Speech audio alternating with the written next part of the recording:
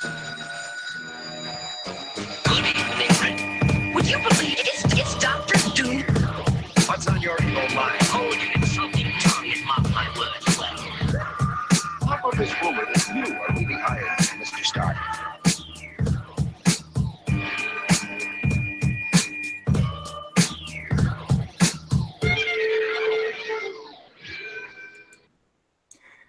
And welcome to another exciting episode of the KLIQ Nation's Comic Book Chronicles.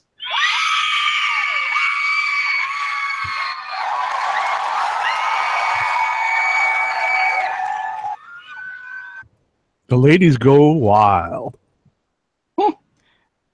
I'm your host, Tim D.O.G.G.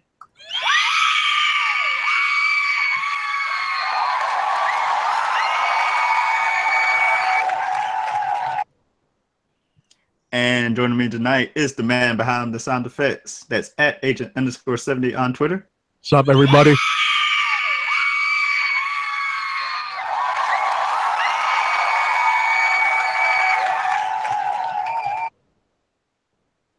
We also have at PCN_Dirt on Twitter. Ladies, please, I'm married. Come on now. Settle down.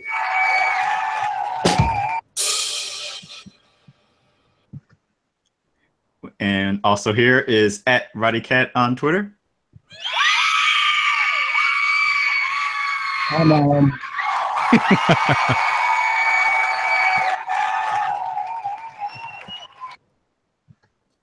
And we have a very special guest here with us this week. He's been a listener for many years, and this marks his first time on the show. At D Von Glum on Twitter.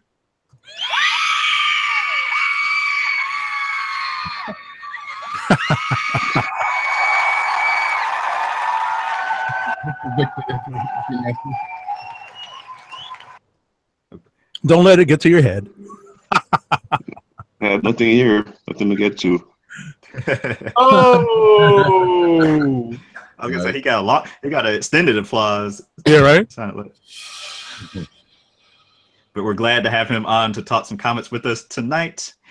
And before we get to talking about comics and reviews and news and all that good stuff, make sure to go to our website, thekliqnation.com, where you can find previous episodes of the Comic Book Chronicles and comic book reviews.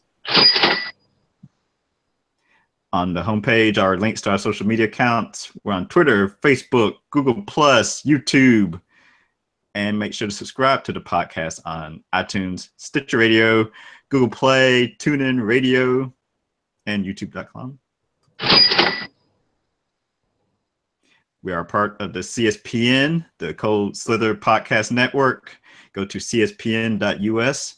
Do it today. And while you're there, make sure to buy some Comic Book Chronicles merchandise by going to shop.cspn.us. If you're talking comic books on social media, join the conversation by using the hashtags Comic Book Chronicles and CBCron. And remember, we record live every Thursday night, 9 p.m. Eastern Time. And you can watch every Thursday night by going to thekliqnation.com/live. So pre-show, we were discussing, we always had the conversation of what comic do we want to begin our reviews with. And Doug thankfully reminded me that every week there's a Secret Empire book. We always begin there. So with that, we have Secret Empire number 8. We should actually start with Captain America number 25, which goes right into Secret Empire number 8. Oh, does that come first? Yep. Actually, it does, yeah. All right, then. Oh, good, because that's going to start a time then. It is a tie-in, so swerve. Yeah, there's actually, I think, a warning. It's one of the first. I think PCN_Dirt reminded us, and RoddyCat reminded us last week to be aware of that when you're reading some of these Secret Empire issues. So I made sure to look and said, "Oh, whoop! I better stop here and go back to Captain America number 25." Well, I started my week with Secret Empire number 8, and then I got up to the credits page, or what do you call it? And it's like, read Captain America 25 first. And I was like, oh, well, let me go back. We had the exact same experience. All right. That kind of happened with me with Secret Warriors. So, and then Captain America said, make sure to read this before Secret Empire number 8. So I was like, okay, I'm good. That works. So in Captain America 25, it's basically a rallying of the troops after, a real crisis and confidence for the heroes. And there's 2 speeches that are basically that form the 2 points of emphasis in this story. One by Hydra Cap and one by Captain America, Sam Wilson. And the first one we get is the Hydra Cap version, where we see him vanquishing his foes, those being the nation of Tian, right, where the X-Men and mutants have been huddled up in. He takes them out, gets Emma Frost to surrender, but she will not kneel because she's been watching Game of Thrones. For those who get that reference. This makes sense. Emma Frost, Jon Snow. They had the same name. Or similar name. And so that's one foe down, and the next one was another thorn in Cap's side, and that was Black Panther and the nation of Wakanda. He sends his troops in, namely Dr. Frostus and Baron Zemo, who Frostus uses his mind control powers to take control of some of T'Challa's forces, and then Zemo comes in to apprehend Black Panther, and he ends up getting a cosmic cube fragment. So basically, from Barf. Was that from Barf at Wakanda? Yeah. No, after Wakanda, Barf puked up the cosmic cube piece. Right. Yeah. Right. That's after we get to the second speech I was referring to, the other focal point of the issue, which is the speech by Sam Wilson, Captain America, and he's doing his best to rally the troops after appearing at the end of the last issue, after having gone into seclusion for a long while with the crisis of confidence, and he's now looking to inspire everyone. And he rallies the troops, and what they end up finding is that in one of the other crossover issues, the prison that was holding the Inhumans may not need too much. Well, let's just say the Inhumans imprisoned there may not be imprisoned for much longer. I'll ring the spoiler bell at this point, because we just talked about one of the more gross things that happens in the issue.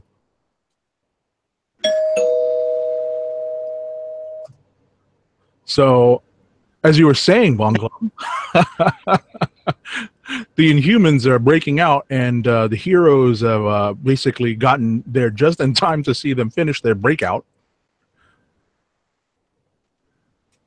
And then they're chanting. And then the barfing, right? And then the barfing. Okay, so answer me this real quick. So, having not kept up with Secret Empire that close, who the heck is this Barf person? And I'm pretty sure they're not from You Can't Do That on Television. No, Barf is a dude that was arrested in the first Secret Empire issue. The guy who brought the book back for his little brother, and some kid snitched on him and he got arrested. He's an Inhuman. Oh, I didn't even realize that. I didn't either. Yeah, he was that dude that got arrested, the first Inhuman that got sent to because some kid knocked on him. Oh, that's a nice callback. Yeah, I thought they just created some dude out of thin air to be like was it dude that's Machina or whatever? Deus Ex Machina, yeah. I remember Barf barfing up the book bag for his little brother because he brought like a Captain America book. Oh yeah, that did happen. Like that. Yeah, so he remember barfing that out for his little brother. Huh. I thought it was some random Inhuman that they had created in the in one of the Inhuman series. So no, they don't have anybody that lame in their series. Interesting. At least he did. It's not semi-establish him at the beginning of the series. I guess now that makes it a little better in my mind now. I agree. I wish I had had the time to go back and see that, or at least be able to remember that. Yeah, because that was a pretty gross scene. Dude puking up, barfing up a book bag. That was Yeah. But so Barf explains his powers, how he can barf up anything that he can like visually see or kind of see in his mind, but it has limits, of course. But it has. I like how they say it has limits, but yet he's able to like barf up a cosmic cube after seeing the image of it. Or not. I guess he could barf Mandarin rings too as well. They're small enough to barf up. Or Green Lantern ring, or whatever's that small. Freedom ring, whatever. And it's not actually, I guess, not an entire cosmic cube, but like a fragment of it. I guess he barfs up. Yeah. The thing Cap has the other pieces, so then Tony surmised what the other ones look like and had him barf it up. Mm-hmm. So the good guys use this as sort of a sign of, the tide may be turning. They just need to put their cosmic cube fragment to use. And did anything else happen in Captain America 25, or did it like end with that? They were running through tests. It was basically running through tests, but then the end of the issue is the big reveal that one of the potential victims of Hydra Cap wasn't really a victim and is back from another bout with the dead. And I'll ring the spoiler bell just in case. So yes, someone's back from the dead, but then someone else was also working undercover. Right. Oh yeah, and then they break the dark hole dome around New York or something like that, and it's the issue too. I think that was in, or was that in Secret Empire? Secret Empire number 8. Well, we can transition right into that. Oh, now. Sorry. No, because we're already at the end of Cap 25. So, just to wrap Cap 25, the When You Wish Upon the Star scenes in this basically solidify how the heroes think they're going to at least attempt to break Hydra's hold on New York and over the world. So we jump right into Secret Empire number 8.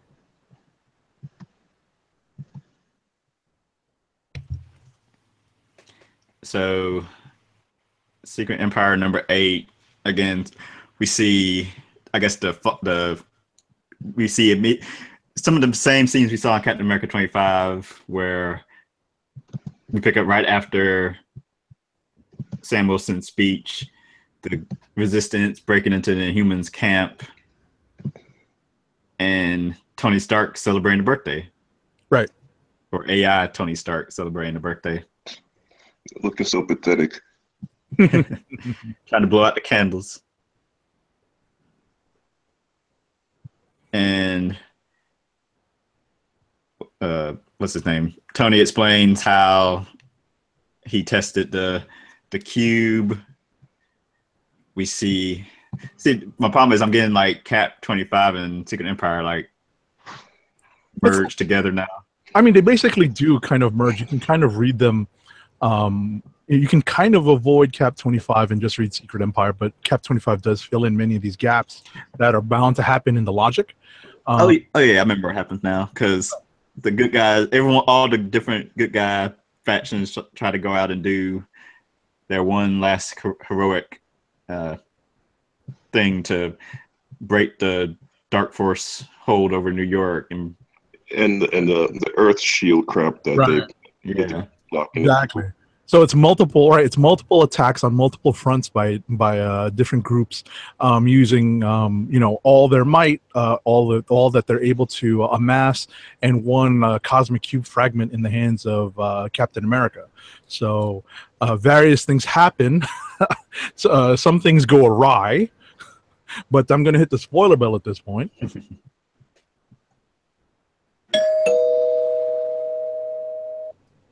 Because while things do go awry, Doctor Strange does not lose his brownstone. I was like, what? when he said that, when that was supposed to be the price of him putting that spell together, I almost lost it. I'm like, seriously, guys, his brownstone? It's from real estate. Exactly. Real estate. Come on. Oh, you don't have to tell me twice in the Well, village. it's rank controlled. You know how hard it is to find those? Oh no, it's not. Man. So ultimately the various, I've already rang the spoiler bell, so I'm warning everyone now, if you're listening and you don't want to get spoiled as to what happens here, I'm going to ring it again.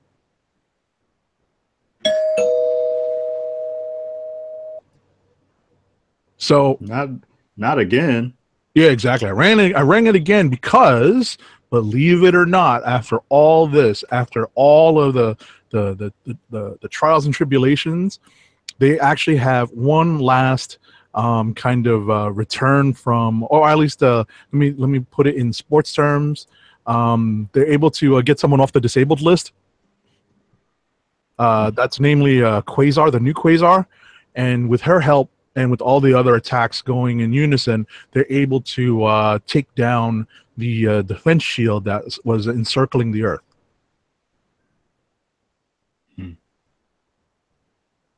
But I thought it was kind of hardcore how they took down the Dark Force field. Yeah, Maria Hill.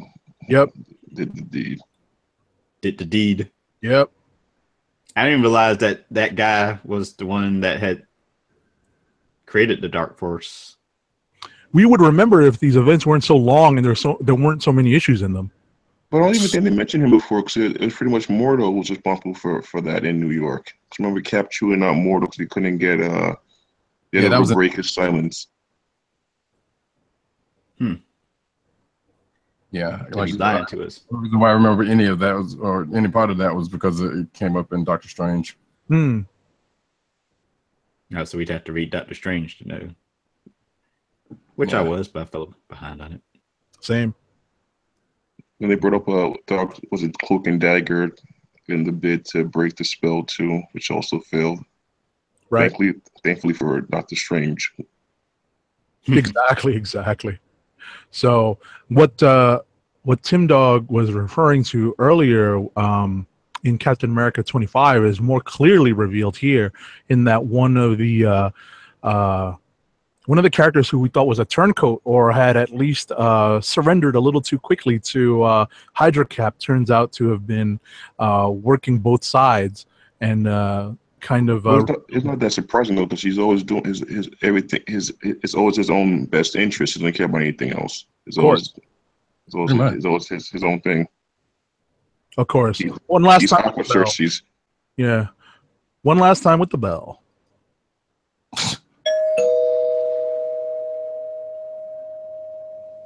All right. So, like we were mentioning earlier, there is a character who's revealed to be not quite dead at the end of Cap 25, who is more in depth revealed here in this issue.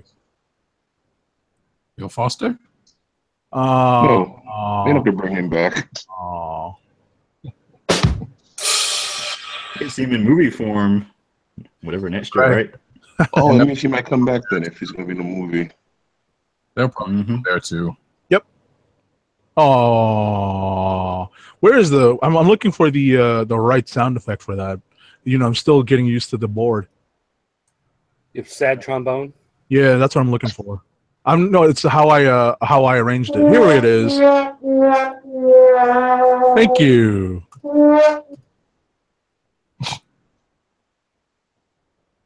Well, alrighty then. Mm-hmm. Oh, and the last thing that's revealed in this is that we sort of come full circle with the transformation of Cap into Hydra Cap, and that is the cliffhanger ending of this issue. And then we get to see the real cover. Yeah. To issue number 9 next month or 2 weeks or whenever it comes out. Yep. It shows this new returning figure fighting with Helmut Zemo. That's right. Did you guys see the J. Scott Campbell big poster for Secret Wars? For Secret Wars? Secret Empire? I think. Yeah, Secret Empire is on. I think it's on Newsarama. The funny thing is, there's somebody on it that's kind of weird, because I thought the person was dead. So another person might come back soon. I haven't seen it. I have to look. I'm about to look for it now. So, and then I guess there's stuff happened with the bearded Steve Rogers and what what more than likely is the vanishing point. Oh, The blonde woman was Spoiler Bell. Spoiler Bell. That's what I was talking about when I said, we kind of come full circle on that. Spoiler Bell. Sharon Carter. I don't know how to explain that because isn't she in jail right now because she tried to stab Hydra Cap in the neck? It turns out it's not really her. Because of who's on the last cliffhanger page. Yeah. But how is she even like conscious? Did they break up into little pieces? That's the weird thing. Well, we still don't really know what's going on at the vanishing point because, I mean, we've seen the Red Skull there torturing bearded Steve, and he's dead. And then two figures who may be either Bucky and Sam, or some people were saying War Machine, yeah, and Rick Jones. Rick Jones. Yeah. So we don't really know what's going on there.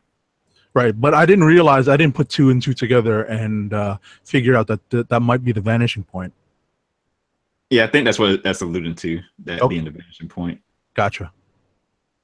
So this is how they're going to redeem Captain America after all his crap and sins and stuff like that? Probably. Yeah. It seems it kind of reminds me of the Teen Tony thing. After old Tony got crazy and killed a bunch of people, and they brought Tony from the past to come replace him. I remember that whole arc. That was from that's been a while, hasn't it? That's a long time ago. It was before the Onslaught thing, because Onslaught was what got Tony back to his right age somehow. See, I wasn't paying attention to any Avengers titles back then. Well, no, that's when they went into Heroes Reborn. That's and he had shirtless Cap. Shirtless Thor and all this other kind of crap. And because they let the Image guys do some of the Marvel books to try to reinvigorate it, and it didn't work. That's when we got big-breasted Captain America, right? Liefeld. Memories. I remember that. Okay, now that I know where the sad trombone is. That could have gone for a boo, really. Because Jim Lee did Fantastic Four, right? Yes. Yeah. And he only did the first 3 issues or something like that. Who did Iron Man? I don't remember. It was 4 titles, wasn't it? Was it Ian Churchill? Because he had it was a bunch of Image dudes. I think some Extreme Studios guys did some of the books. I think Portasio did Iron Man. Oh, you're right. It was Will's Portasio. Yeah. Was there an Avengers title? There was an Avengers. There was. Yeah, there was. I'm looking it up now. Oh God, why are we bringing this up? Wait, was that around the time of a triathlon and that whole? No, it's before. That was after. He came after, right? Yeah, triathlon was in Heroes Return. Yeah. Right. I get that. Yeah. Okay. I think it was George Perez who drew that stuff afterwards. Yeah, that was during the Yusek Perez run. All right, so let me ask this though: since Secret Empire is working towards its grand finale and whatever, do you feel like it's gotten better? Has it gotten to the point where it's justified itself, or are you just No? We're waiting for it to end. Okay. It got more cheery this issue. Oh, they also revealed, we didn't talk about this, but they also revealed how Cap changed the outcome of himself being killed by Miles on the Capitol steps. So they kind of muted the whole thing with Hank Pym's daughter talking him out of it. Then it kind of removed the whole gravity to it. From he tried to kill him after he killed the Black Widow. So if it's just the comic cube, what's the point of having that then?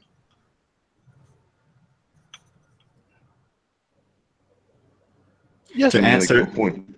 No, I mean I see your point. Because I think what they've been trying to establish that these fragments aren't as powerful as a whole cube. So he basically had to have a bunch of things in place, including some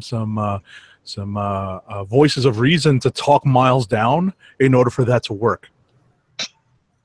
Okay. You know, not that I'm defending Spencer on this. There's times when I want to punch him in the face. So, you know. Hey, you guys, remember Ulysses? Yeah. What happened to him anyway? He's a eternal now or something. Oh. Yeah, he ascended. But Some elder universe or something. Hey, remember? And again, stop playing this game of remember Bendis creations that were created and used for storyline purposes. Hey, member. You guys are seeing that in South Park, the member berries. Hey, member. So I was gonna bring up that mutant he created that was like the most powerful mutant ever, and something Malloy. No, it's Layla Miller. Not talking about that. Oh, the other one. Yeah, for X-Men. Yeah, right? And all new X-Men and Uncanny X-Men. Thought you were talking about like, yeah, I remember that guy now. Yeah, he's super powerful. He killed Cyclops and a bunch of other people. Yeah, that was dumb. I think go back in time, his parents not meet or some stupid thing like that. Oh my god. So I got the He Was Reborn info. So it was it was 4 titles, and Lee and Liefeld each had 2 apiece. So Jim Lee had Fantastic Four and Iron Man, and Liefeld had Avengers and Cap. Okay. And that's, I think, when I stopped reading both of those books. Yep. But then Marvel took Liefeld's titles away from him after 2 issues because of those cells, and gave them to Lee. And then Walt Simonson took Cap. Then Walt Simonson took over Avengers. So just writing though. Yeah. All right. So back to this week's list of titles. So let's get to Secret Warriors number 5 real quick, then, since it is also a tie-in and comes after Cap, and Secret I guess Warriors. Warriors. Oh, what did I say? Oh yeah. So yeah, Secret Warriors number 5 comes after. Actually, it specifically says after Captain 5 because it's pretty much after the Barf. Good lord, dude. But the Secret Warriors try to go in to save the Inhumans, but they didn't have to because, like I said, that was already done. But they went in, and the Moon Girl had gotten captured after last issues. The truck that helicarrier got crashed and blown up, but Devil Dinosaur lived, and so did she, because she got swept away or something. We still don't know how in the world that happened. They found who they were looking for, and you might want to ring the spoiler bell. Spoiler bell. So they've been looking for the past few issues. They've been looking for this Inhuman named Lear, who was thought to be with the X-Men in Newton or whatever, and come to find out that Hydra had him. And we also have come to find out Lear is Karnak's son. So he's spreading his seed everywhere, I guess now. Yeah, really. Who had not gone through Terrigenesis, but Karnak has, and I think this might have come up in Secret Warriors before and kind of alluded to or something like that. But so Karnak sent his son away because they didn't have Terrigen crystals, but he wanted to try to unlock his whatever latent powers that he would have, which turns out to be the power to make other people go Super Saiyan. In a sense. Because all he could do is, but he can only do it like once, I guess, per person or something. I don't know. They really don't get into that part, but they just said he could only do it once. So they're like, okay, well, we can use him to, Quake's like, well, we can use him to go kill Cap and get this all over with. And everybody else is like, no, we can go save these people and we could do some good here, which that ends up being the thing that happens. So everybody gets powered up and they fight the good fight, almost lose, and then the cavalry comes in the form of Sam Wilson, Giant Man, Hawkeye, Thing. There's probably 1 or 2 other people I'm missing, but that happens. And they're like, and they join the fight, and then we see like some flashbacks to Karnak giving his son to Mr. Sinister. That's crazy. Yeah. What? That's crazy. But then they pretty much established that Inhumans are crappy dads. You have Black Bull gave his kid to Kang the Conqueror. So we're giving Gorgon your kids away. his kid like some kind of like alpha primitive. So these guys are crappy dads. Oh, and speaking of that, Professor Crappy Dads, half the book was also Mr. Hyde trying to convince Quake to come over to his side, which he had kidnapped her because after apparently you crash after after Lear buffs you up, and most of the team had pretty much gotten so real tired, and Quake had even gone so far as to tire her out. So Mr. Hyde took her, swept off in his ship, and then they were talking. Then everybody else caught up with the ship, and she was like, "No, I'm just waiting for y'all to come and get me." And she knocked him out. But like I said, it was a little bit of a fight between Mr. Hyde and Quake. So. And how come Sinister still has his dandy English noble look? Yeah, who knows? That's just bad editing right there, man. No. It serves the cause, I guess. I don't know. But yeah, so that was the gist of Secret Wars number 5. Look forward to reading it. It was a good read. Don't get me wrong. Like the book is still fun. It was just like, that's okay. And here we are. All right. Were there any other tie-in books to Secret Empire? I don't think so. Okay. Yeah, that might be it. Dang, Dirt, you read a lot of books this week. I told you. Show off. Man. Hey, you should be more impressed that he put him in the sheet. Yeah, I had extra time. I had time to fill Well, I out guess the you sheet. could count Spider-Man then, since it's Hydra, Dr. Octa in it, but barely. Oh, that's true. Well, anybody read Amazing Spider-Man? I did. Well, then go for it. Well, all I can say about this book is, Parker Industries was fun while it lasted. Anyone who's been reading this knows that Dr. Octopus, or Hydra Ock, has been systematically taking down Parker Industries in an attempt to assert control over it and overthrow Peter Parker as CEO. Spidey finally is able to fight back in this issue, and surprise, surprise, I hit the spoiler bell, but as I was alluding to in previous episodes when referring to this book, ding dong.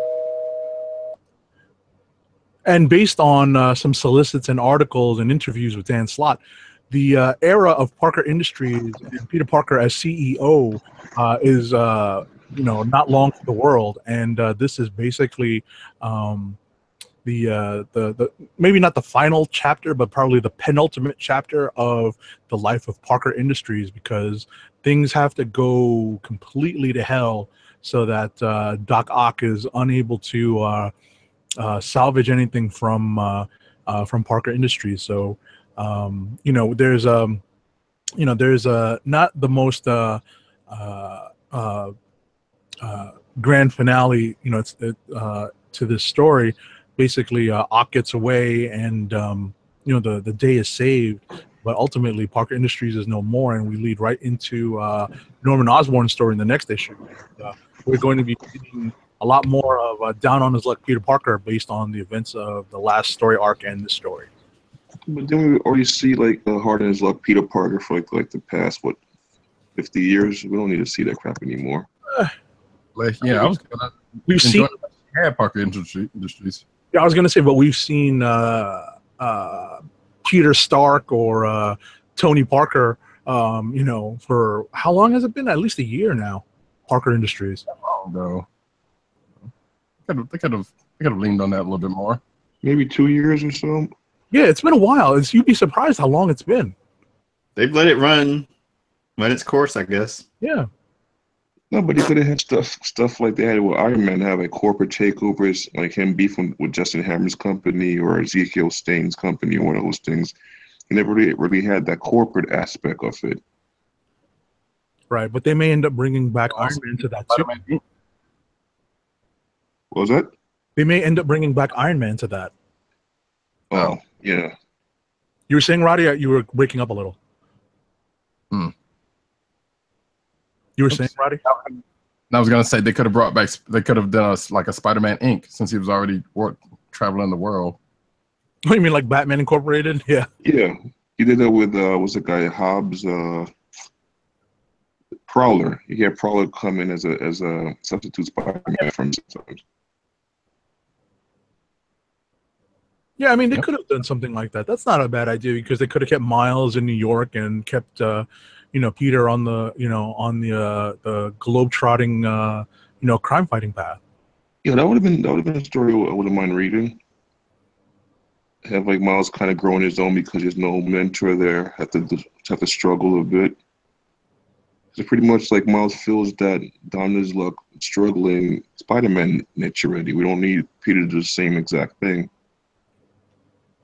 Again. Yeah. Well, shout out to Dan Slott. You may want to listen to some of the suggestions we have here on the Comic Book Chronicles, episode 227. No place like home. He might block you on Twitter for mentioning him. Don't do that. He might block you. So I just having you joke. I had something queued up on that line.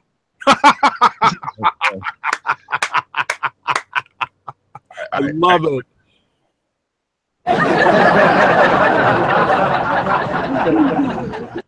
Shout out to Marla Gibbs. Indeed. So I guess we want to get to the I'm not gonna say the bigger animal in the room, but the DC Mr. Miracle. Yeah. We can get to that.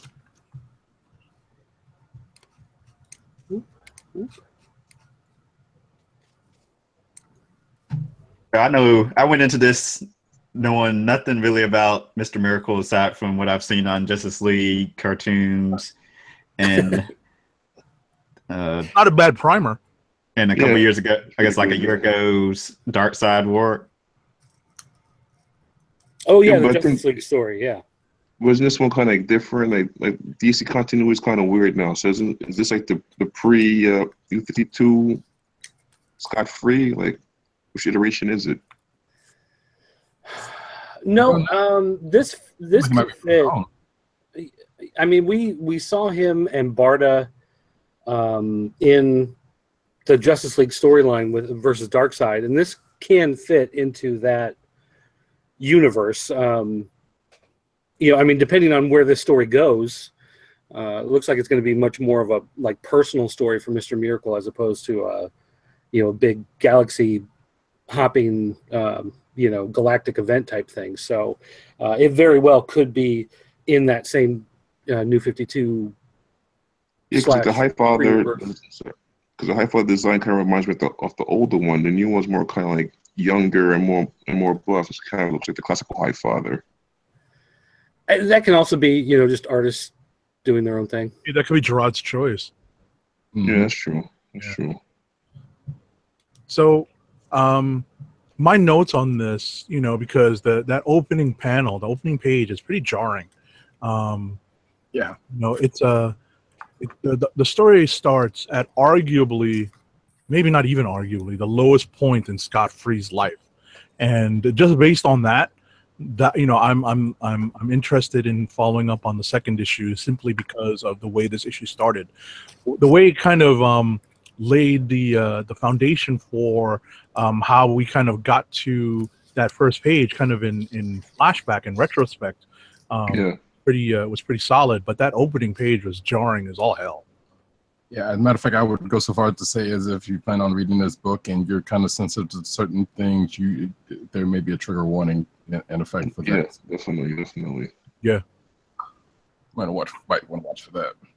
Yeah. I was impressed with how they chose the 9-panel format and they stuck with it. So everything is either a splash page or it's 9 panels to a page.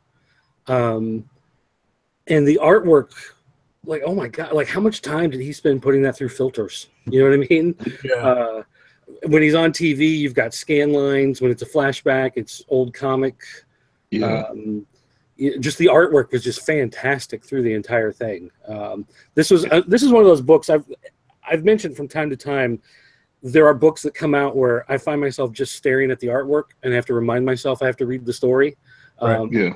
And it's not that the story's bad or anything. It's just the artwork is just so incredible. And this is one of those where it was just so incredible. And there are times in this story where I felt a little lost. Like, wait a minute, I don't understand why this is happening. But by the time you get to the end of the issue, it starts to make sense. Right. And it doesn't make sense, but it starts to make sense on why it doesn't make sense. Exactly. Yeah.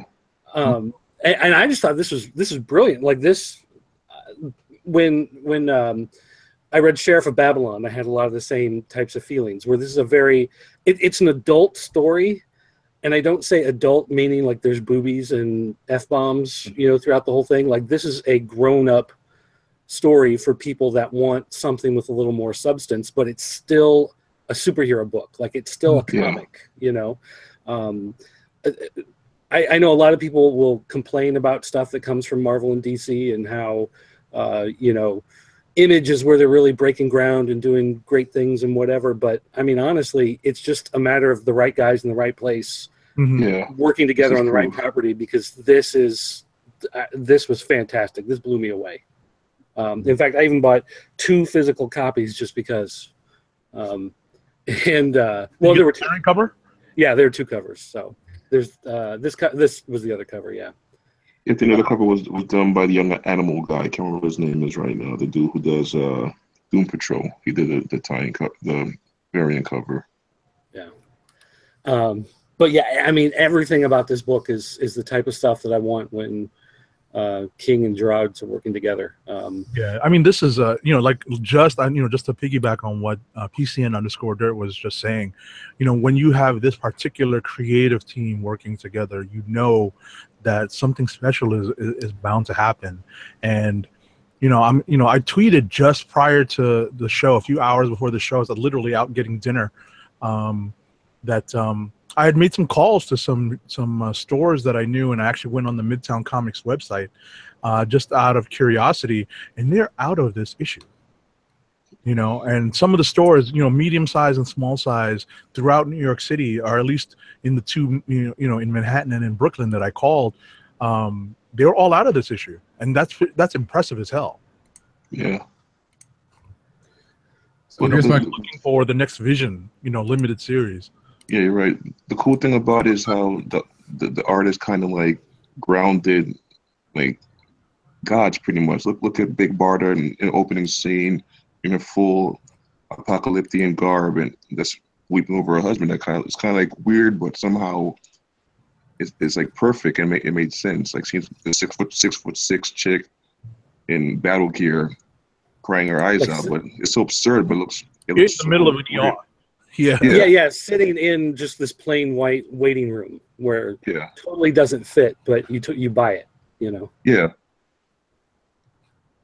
Or how she yelled at good old Orion, called him like a prissy boy who was trained, who lived in paradise while he suffered in hell. And we do have a preview for Mr. Miracle 2 that we can read. We have a preview copy, so we should probably read that after the show. We can non-spoiler discuss it next week. Okay, that's interesting. But I'm just checking online at the on the retailer side of it. Diamond Comics is sold out. Yep.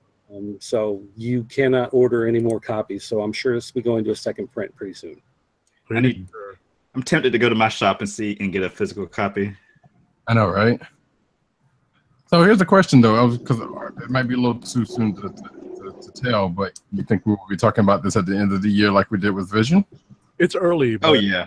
Well, we're going to be talking about it one way or another. I mean, it's either going to be like this is, another home run, knocked it out of the park. We love this book of the year, blah, blah, blah. Or this is a book that started with so much promise and what the hell happened. I mean, that's really what it's going to come down to at the end of the year. I'm hoping for the former.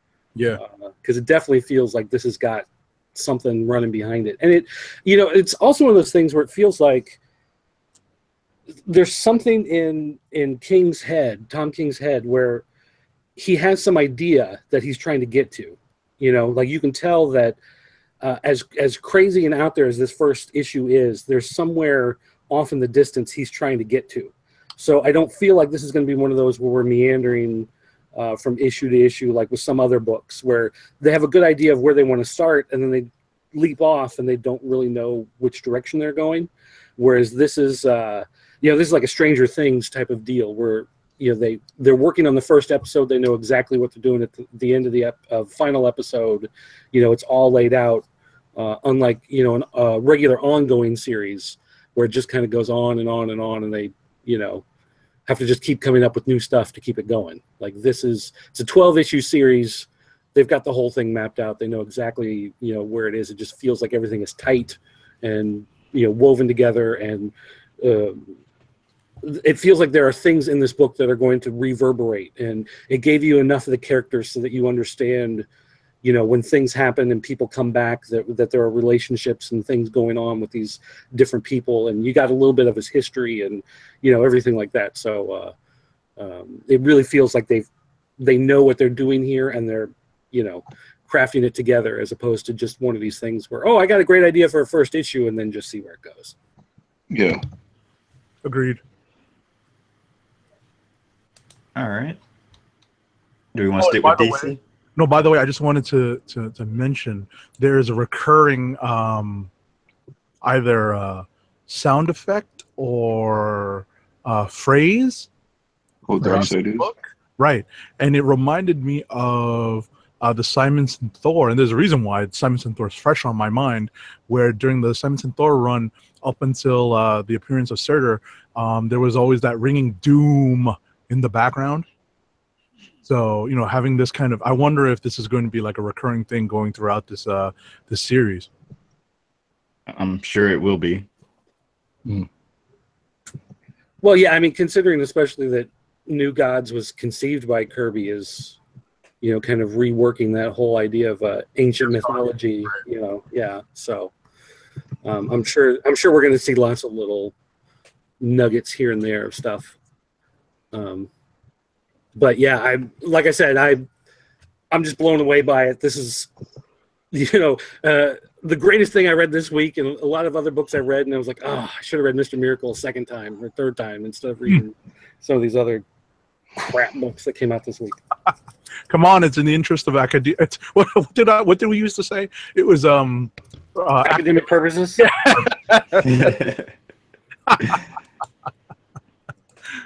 Academic purposes. Let's stick to DC. It's in the interest of scholarly review. And actually, we all read a good amount of DC, I see, or a few. Yeah. What about Flash 28? Oh, I didn't even read that. That was it. Doug and Dave both read it. Yep, let me pull it up. Yeah, actually, it's funny because a lot of the DC books that I read this week reverberate with each other, have similar themes or characters running through them. What happened in Flash is also similar to what was happening in the Supergirl book this week, interestingly enough. Interesting. But basically, Flash was fighting with Reverse Flash. They were fighting through the Speed Force, and Flash got hit with this negative Speed Force energy, and now it has basically overloaded him. So every time he's using his powers, it has these weird side effects, or he's running down the street, but it's actually tearing the street underneath his feet. He gets too close to like this armored car, and the lightning bolts that are coming off of him that are usually just there for effect actually cause it to explode. So he's having these problems using his powers, but at the same time, it's like as he's using the powers, it's not only amping up his physical abilities, but it's also amping up his emotions.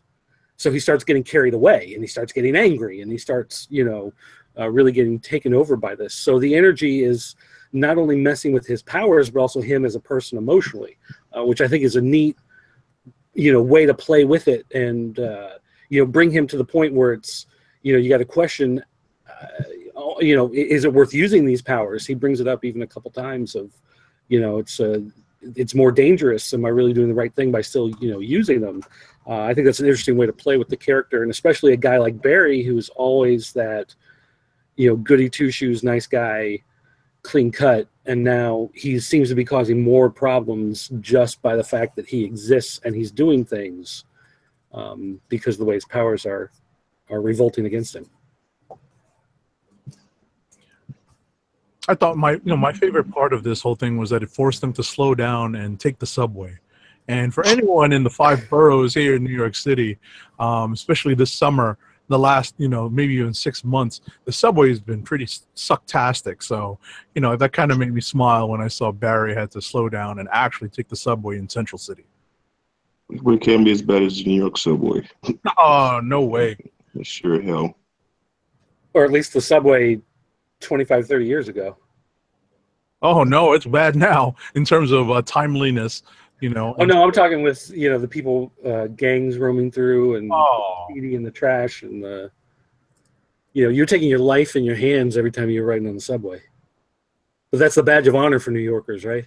Yeah, pretty much. But the subways are still crazy. Anyway, so how did this issue wrap? I'm trying to see. So Shrapnel appears at the end. Who is a villain who's appeared in the past. He's a guy whose body is made of tiny pieces of metal held together magnetically, and he's attacking another group of villains on behalf of another more powerful villain, and he uses Flash's... he knows that Flash's powers are working against him, so he gets the bad guys on these fast motorcycles to go right in front of Flash, so Flash chases after him, destroys their motorcycles because his powers are out of control, and because they can't get away anymore, he then swoops in, and it appears like he kills them at the end of the issue. You beat me to it.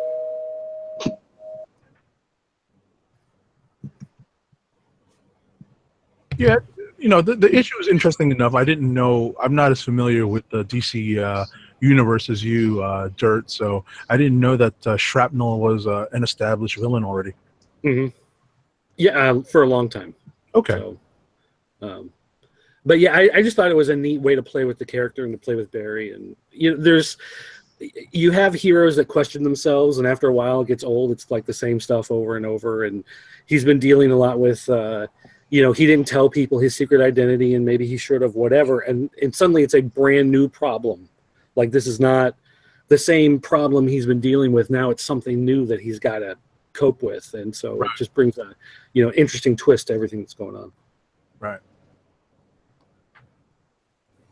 So let me segue then. To Supergirl. To Supergirl. Let me see. Where's the cover? Here it is. So Supergirl, she actually gets attacked by someone who appears to be Cat Grant, who runs Catco Enterprises, where Kara Danvers works in her alter ego. But Supergirl apparently gets attacked, and then it turns out that it's not actually Cat Grant. It was some sort of illusion. But whatever she's hit with, it overloads her powers. So the same thing that's happening to Flash. So in her alter ego, she goes to school, and if you remember in the Man of Steel movie, when Clark is hiding in the closet as a little kid because he can't turn off all the voices because he's hearing everything going on at once, she's having one of those moments. And she goes to clear her mind, and she steps out in the hallway, and she's walking down the hall, and her feet are stomping so hard that they cause a sinkhole in the middle of the hallway.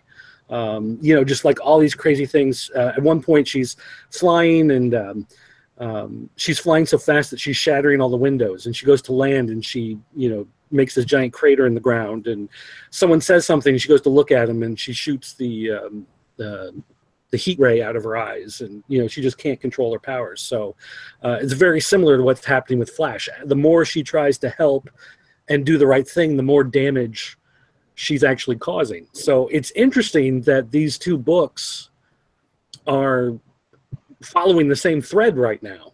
with their powers. Not exactly in the same way, but very similarly. And it's just kind of interesting the way that they play with that. And of course, this story is called The Girl of No Tomorrow, because they're playing up the idea that she might, give up being Supergirl, which of course, no, but still playing up with the idea that, she may hang it up because it's too dangerous to be the hero than to, let things play out on their own. So it's not as good as Flash, but it's still interesting. And the fact that they both came out in the same week makes it even more interesting. Okay. Another DC book I read was Justice League of America number 12, I believe it is. Oh, how was it? Not bad. I've been jumping in and out of the series. I haven't really kept up with it, but I saw it was gonna be the part one of basically the team's search or journey into the microverse to find Ray Palmer.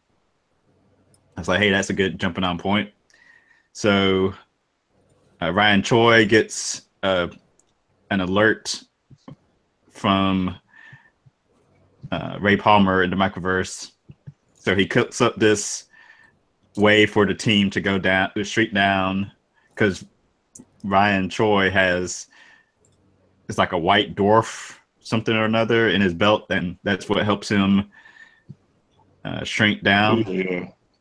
So he creates this like sort of vehicle that allows the rest of them to be engulfed in that energy to shrink down with him as well.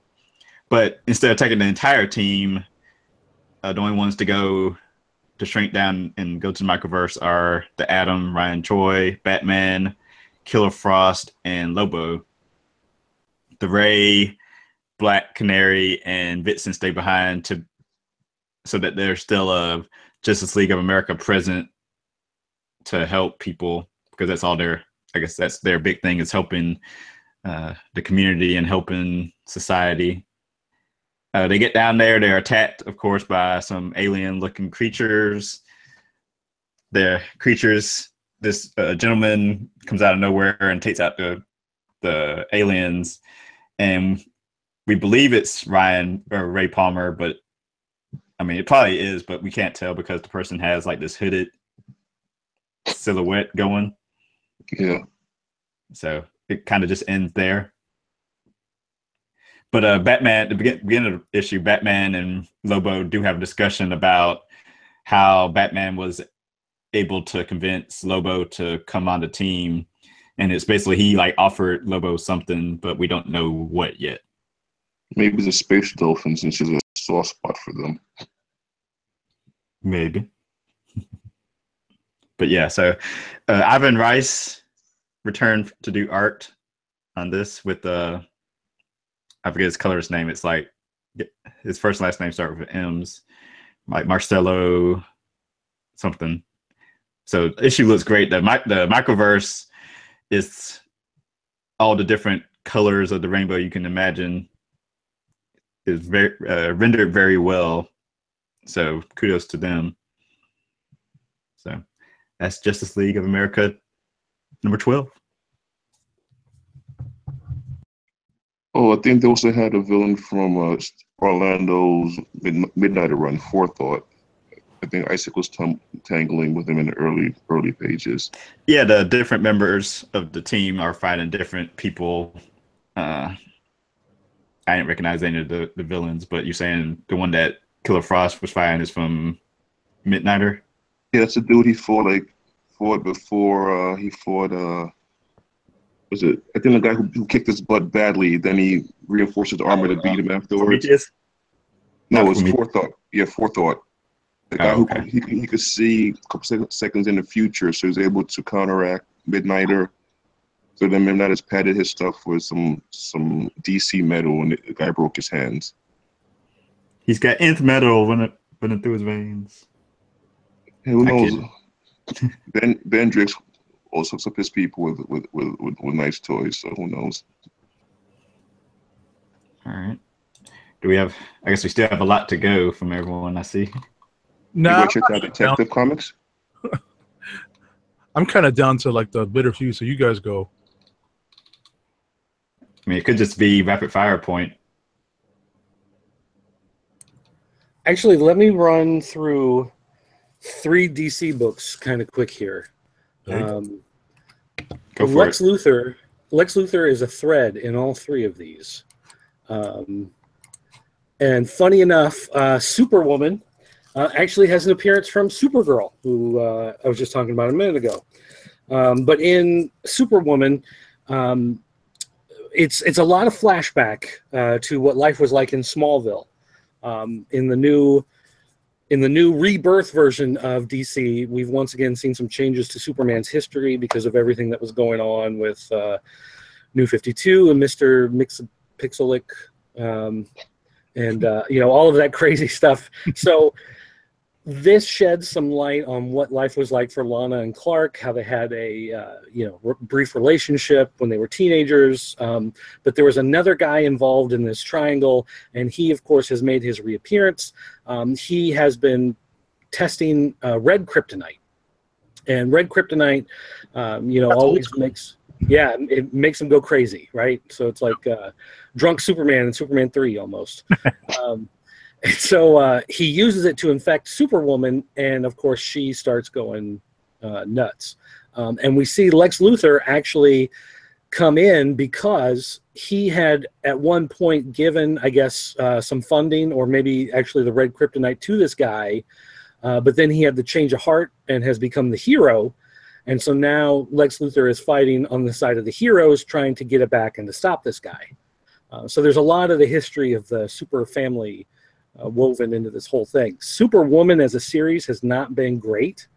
In fact, there was a stretch there from probably issue, 6 all the way through 12 that it was just in a lull.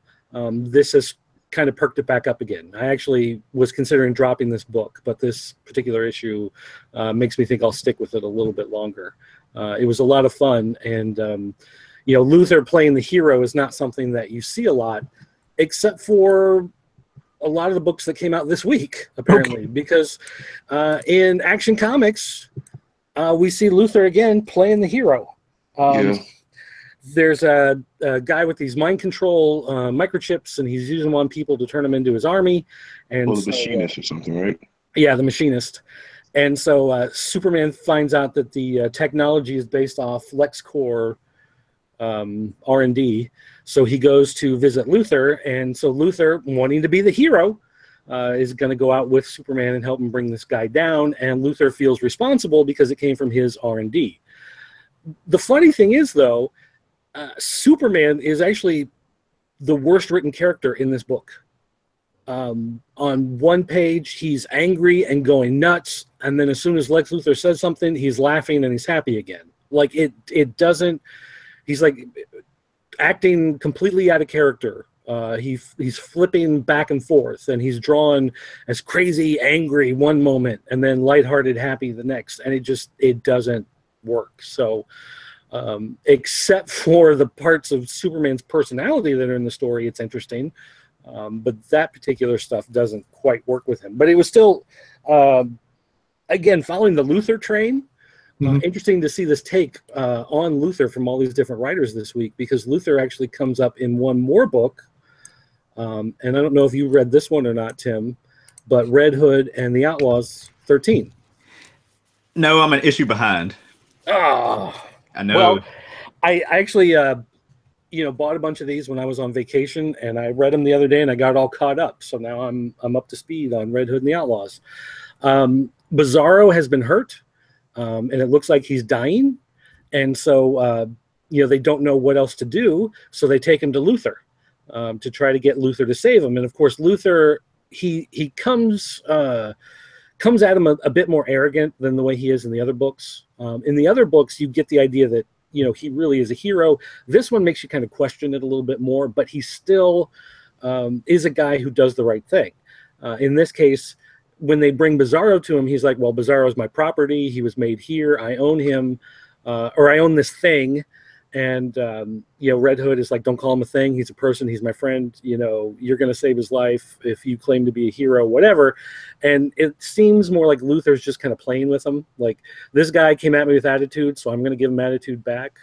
but really, at the core of his being, Luther is still the hero. And so he goes deep into his lab, and he does the best he can to try to save Bizarro's life. And so we get a lot of back and forth between Jason and Artemis while they're talking about their relationships and talking about what it's like for Bizarro to be there. And Jason actually admits that, he's come to really like Bizarro and count on him. And, he feels like he can relate to him because of how out of place Bizarro is. And so then finally Luther, through it all, he does this experimental treatment on Bizarro, and it appears like it saves him, but it causes this massive change to Bizarro. And, I don't want to spoil what's going on here, so I'm not going to say what exactly happens. But it is a pretty big change for the status quo of the character. But this book also reminds us that Bizarro here is a clone, and there were several different Bizarros. And we've seen Bizarro before in the DC universe, and it wasn't this guy. We've seen Bizarro run around with Lex Luthor before. It wasn't this guy. This is a different Bizarro from a different lab, and reminds us that there may still be other Bizarros out there. So wasn't it like a black market Bizarro? Wasn't made by Luthor Labs at all? Like some crime lord had him made. Yeah, like someone. I don't know. I don't remember if they stole the Bizarro, if they stole the technology and built it themselves. But yeah, I think it was Black Mass, right? Who did it? Yeah, that's what he says. So. So they ran across him, somewhere in their journeys and broke him free, and he became part of the team. But the change at the end of this book is actually a pretty big change for the character, and it's a lot of fun. So like I said, I don't want to ruin it. I don't want to spoil it, but I found myself really liking this series. And is there anything like Morrison's Bizarro from also Superman, like the what's his name, Zababro, the one who was like really poetic and emo-ish, or like something different from that? Not exactly. It's still different from that. Okay. But I know, Tim, I think you were telling me for a long time that I needed to get into this series, and so, damn it, you were right. I'm right every so often. Every once in a while. Don't let it go to your head. Yeah. I'm trying to get up on your level of DC reading. But yeah, so again, Red Hood and the Outlaws, Action Comics, and Superwoman all had Lex Luthor playing the hero, and a little bit different, between the different writers, but it was just interesting. Again, just like Supergirl and Flash were dealing with the same kind of storyline, all three of these books were dealing with Lex Luthor being a big part of the story, being a hero, and people, not really trusting him and what's really his motives, and he does continue to be a stand-up guy. And it's just kind of weird that this was the week that everything was kind of in simpatico with all the different DC books. Who became good first, Luthor or Victor Von Doom? Because it seems like they're pulling the same kind of angle right now. Both former big bads, now they're good guys. It was Lex. It was Lex who became good first? I don't remember. Yeah. I'm trying to remember when did he get the suit? It was after the whole Dark Side Wars, Anti-Monitor crap. He got that because I think he had a mother box, Dark Side's mother box. Yeah, that's right, because they went to Apocalypse. Yeah. And that was the armor that was supposed to go for Superman, and he took it for himself. Yeah. Because all the stuff with infamous Iron Man, that all happened out of Secret Wars. How long ago was that? Yeah. That was 2 years ago. Years ago, I think. Yeah. Yeah, and Justice League just had issue 26, I think, come out. So it's 2 years on that one. So. Oh, wow. Or no, wait, it's bi-monthly, isn't it? What, Justice League? Yeah.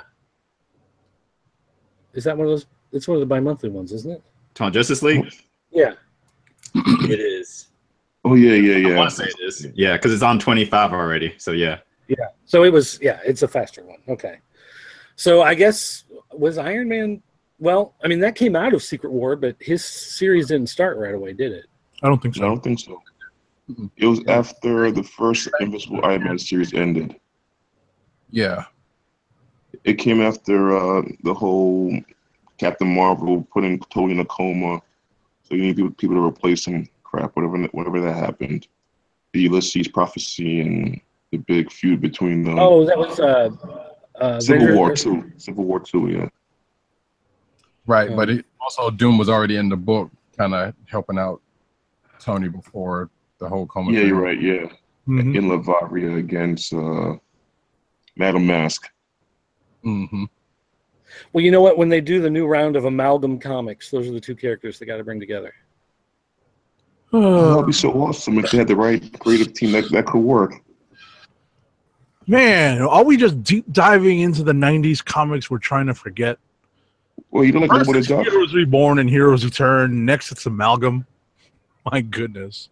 You know, like Lobo the Duck or Thorion of New Asgard or some crap like that. Yeah. There's a news story that probably would have come in handy right here later on, but we will get to that. All right, fellas. Are we in rapid review time now? Yeah. Yeah, we can go ahead and start getting into it. But let me go ahead and do my two DC since we're here, because pretty much mostly everything I have could be rapid fire. Okay. So still DC though. Titans number 14. Look, I'm tired of pizza cannot be blamed for your problems, Tempest. We're not gonna have no pizza slander here. That's all I'm saying. But so after the events of last issue, they found out that there may be a traitor in the Titans, and Dick's like, okay, well, you know, we need to figure out who it is, and it seemed like he was coming after Omen, and Tempest wasn't having none of that because he's in love with her, but so Grace is like, look, I got this machine over here, coincidentally, that can scan all our brains, and but it'll take a day to do all the processing, and we'll find out. We can get down to what's really going on. So, you know, we're on lockdown until we get it settled. But what happens is they order out pizza. The pizza's tainted with some kind of Atlantean fish or whatever that Tempest tends to notice. Then the lockdown kind of comes undone, and they go to this pizza place and fight these three women that are on the cover, who just so happen to be kicked out Atlantean magicians that Tempest once tutored or mentored or trained, or whatever the case may be. I hate when that happens. Every time I order pizza, that's exactly what happens. Right. And who are also in love with him, apparently. So they're trying to kill him, but they were also in love with him for some reason. And Omen didn't know this, and so that was a secret. And this whole issue ends up being about, well, secrets need to come out because it's hurting the team and this and other. So that's one whole side of it. But then they get back to the part about the trying to unmask who the potential traitor is, and spoiler alert. Spoiler alert. You know, Omen goes to see Simon again, who started out this whole ball of things, and he pretty much reiterates the same thing he told her in the first place. Like, yeah, you didn't choose your name for no good reason. You are the Omen that pretends something bad really happening, and this and that and other. The team didn't know she'd gone there, and they got that little thing. Then we cut to Dick Grayson mulling over the results of said scannings, and guess who turns out to be the traitor? None other than him. And he erases the effect from the memory banks, and he's talking to somebody, asking what he can do about the rest of the team now that they know something or something's up, and that's where the book ends. So we can't trust Dick now? Well, see, that was another thing because of the last arc with the Judas contract, they were, you know, there was that already because Tempest wasn't liking him because of that, and there was still some distrust on the team, and then there was the whole thing with Roy liking Donna Troy and Wally and her kissing, and then that was a whole big thing, and so the whole thing's kind of splintered apart. But yeah, there was still some mistrust from Dick keeping secrets about that. They're going through the team, so yeah, basically. And how does Tempest know what Atlantean fish poison tastes like? He drank that as a kid or something to get high? Like, how does he know what it tastes like? His reason was like spit it out because you wouldn't have known about this because your human taste buds wouldn't have recognized it. So I guess at some point maybe he did, in part of his training. And then one of his secrets come out apparently because he didn't want to. In order for them to like get rid of these three, he had to do magic, which he promised not to do because he lost somebody from it. And whether that comes up to being a thing, we don't know. Was he and Dolphin still a couple in continuity? Because I think he married her and got her knocked up. I don't know. Like I say, he mentioned something about losing somebody. So Dolphin died with the whole black ring and Necron stuff. So I wonder if he's referencing that. I think she died during that time. Yeah, because he doesn't say who. He just says that had happened, and that's why he vowed never to do magic again. So I don't really know. That's like my knowledge on that stuff, especially on the DC side, is very, very limited. Okay. This is like a story arc from Young Justice. Yeah, basically. And to top off my DC list, Justice League Power Rangers #5. Which this book starts going. Come to find out though, I didn't realize this book kind of comes out every 2 or 3 months. Speaking of why month. Well, yeah, it ran behind. It was running late, so they canceled it, and then resolicited it once they got caught up in the production of it. So it actually took some time off over the summer while the artists got caught back up. But even then, it wasn't like it was like. Well, it was supposed to be. It was supposed to be a monthly. Right. But they kept slipping and falling, and it was like 5 weeks, and it was 6 weeks, and it was 8 weeks, and it was a limited run. So so eventually they canceled all the orders and they put it fresh in the catalog and made everybody reorder it again. Weird. But this is the penultimate issue.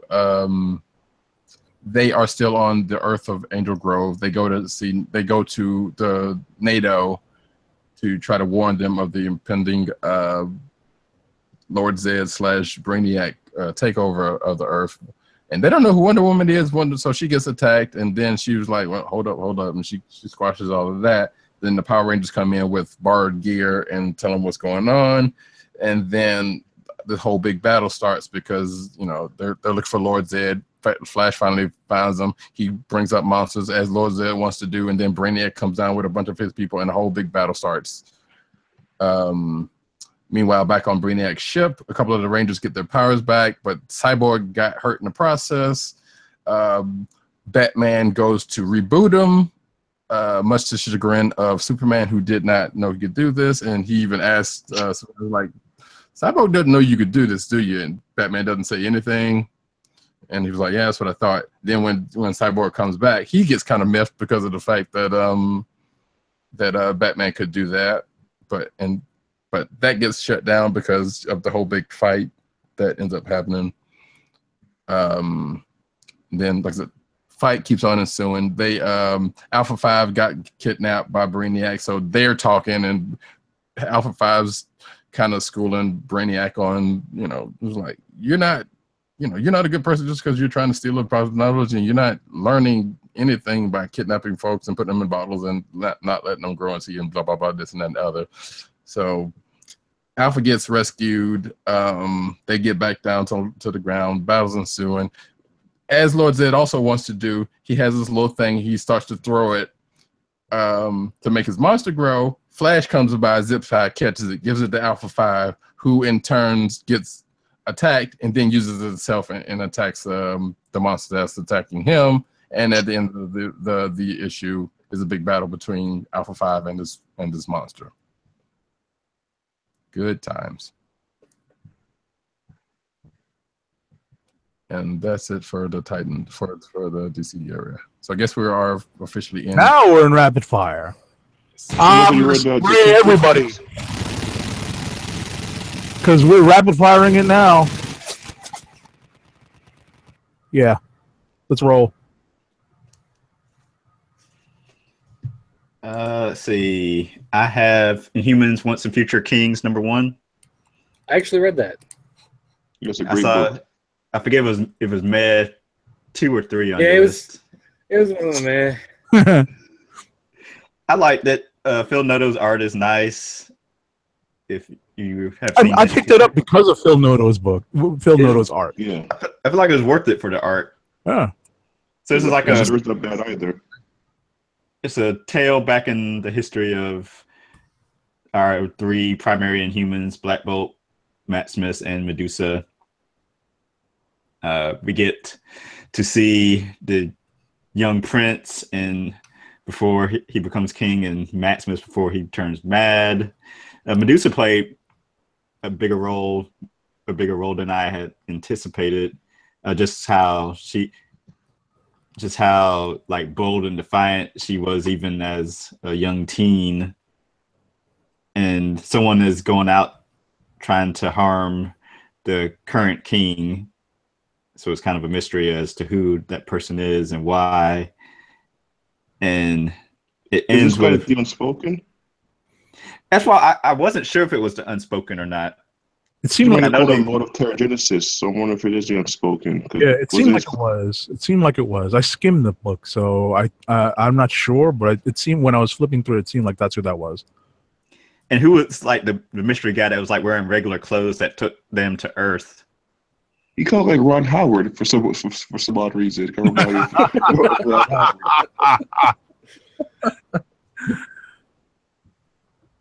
I didn't like hate the book or anything like that, but it was one of those things where they sent, if whatever your store ordered, they doubled the number they sent you.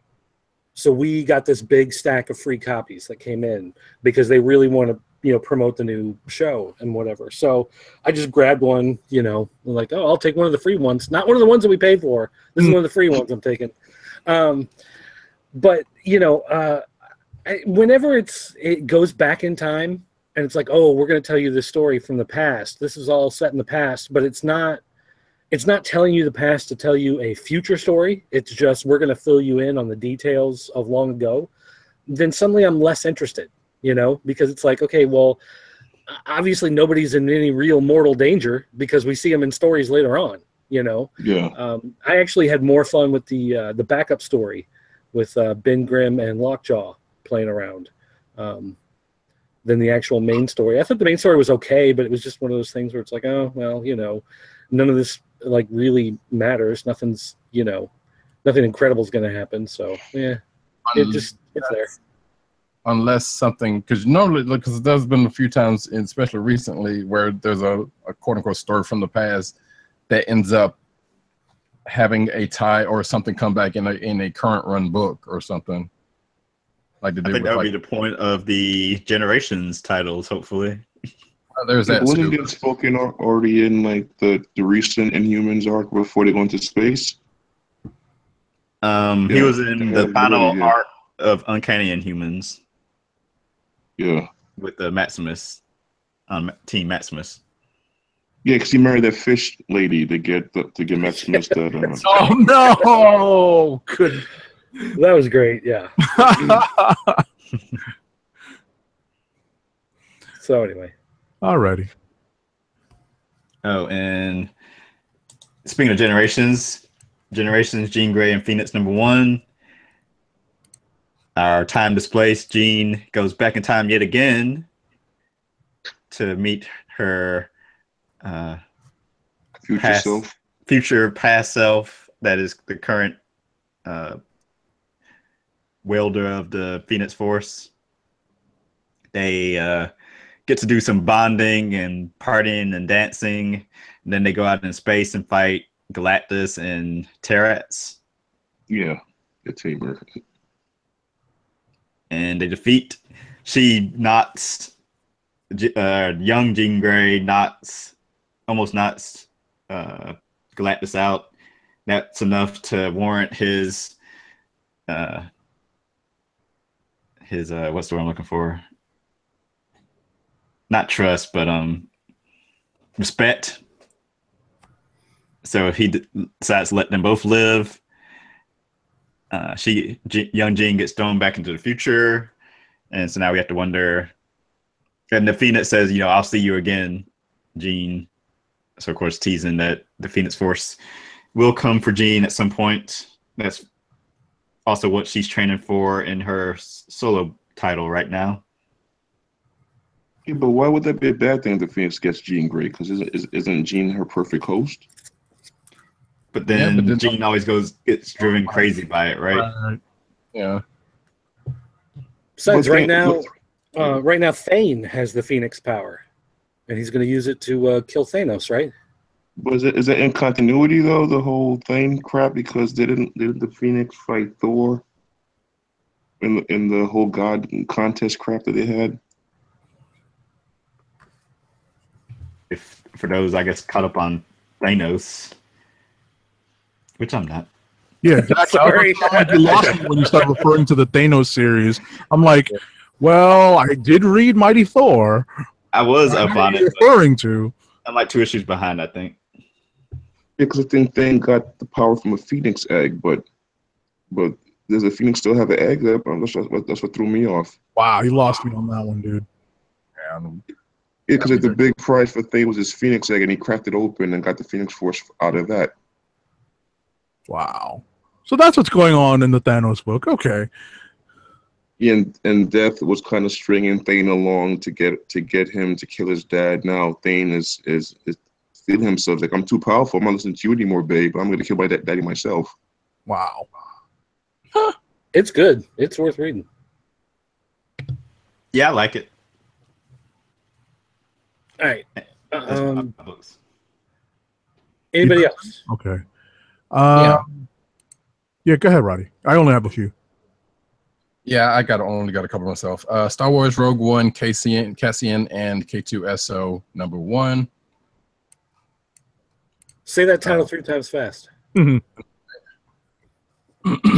So this is the meeting of the two the characters in this, and it's really kind of cut and dry, because you would usually in a Star Wars story when you see, the meeting of some folks, and it's sometimes an endearing story of how they're coming in the meeting under certain circumstances. No, this is Cassian was on a mission with these 2 other rebel spies.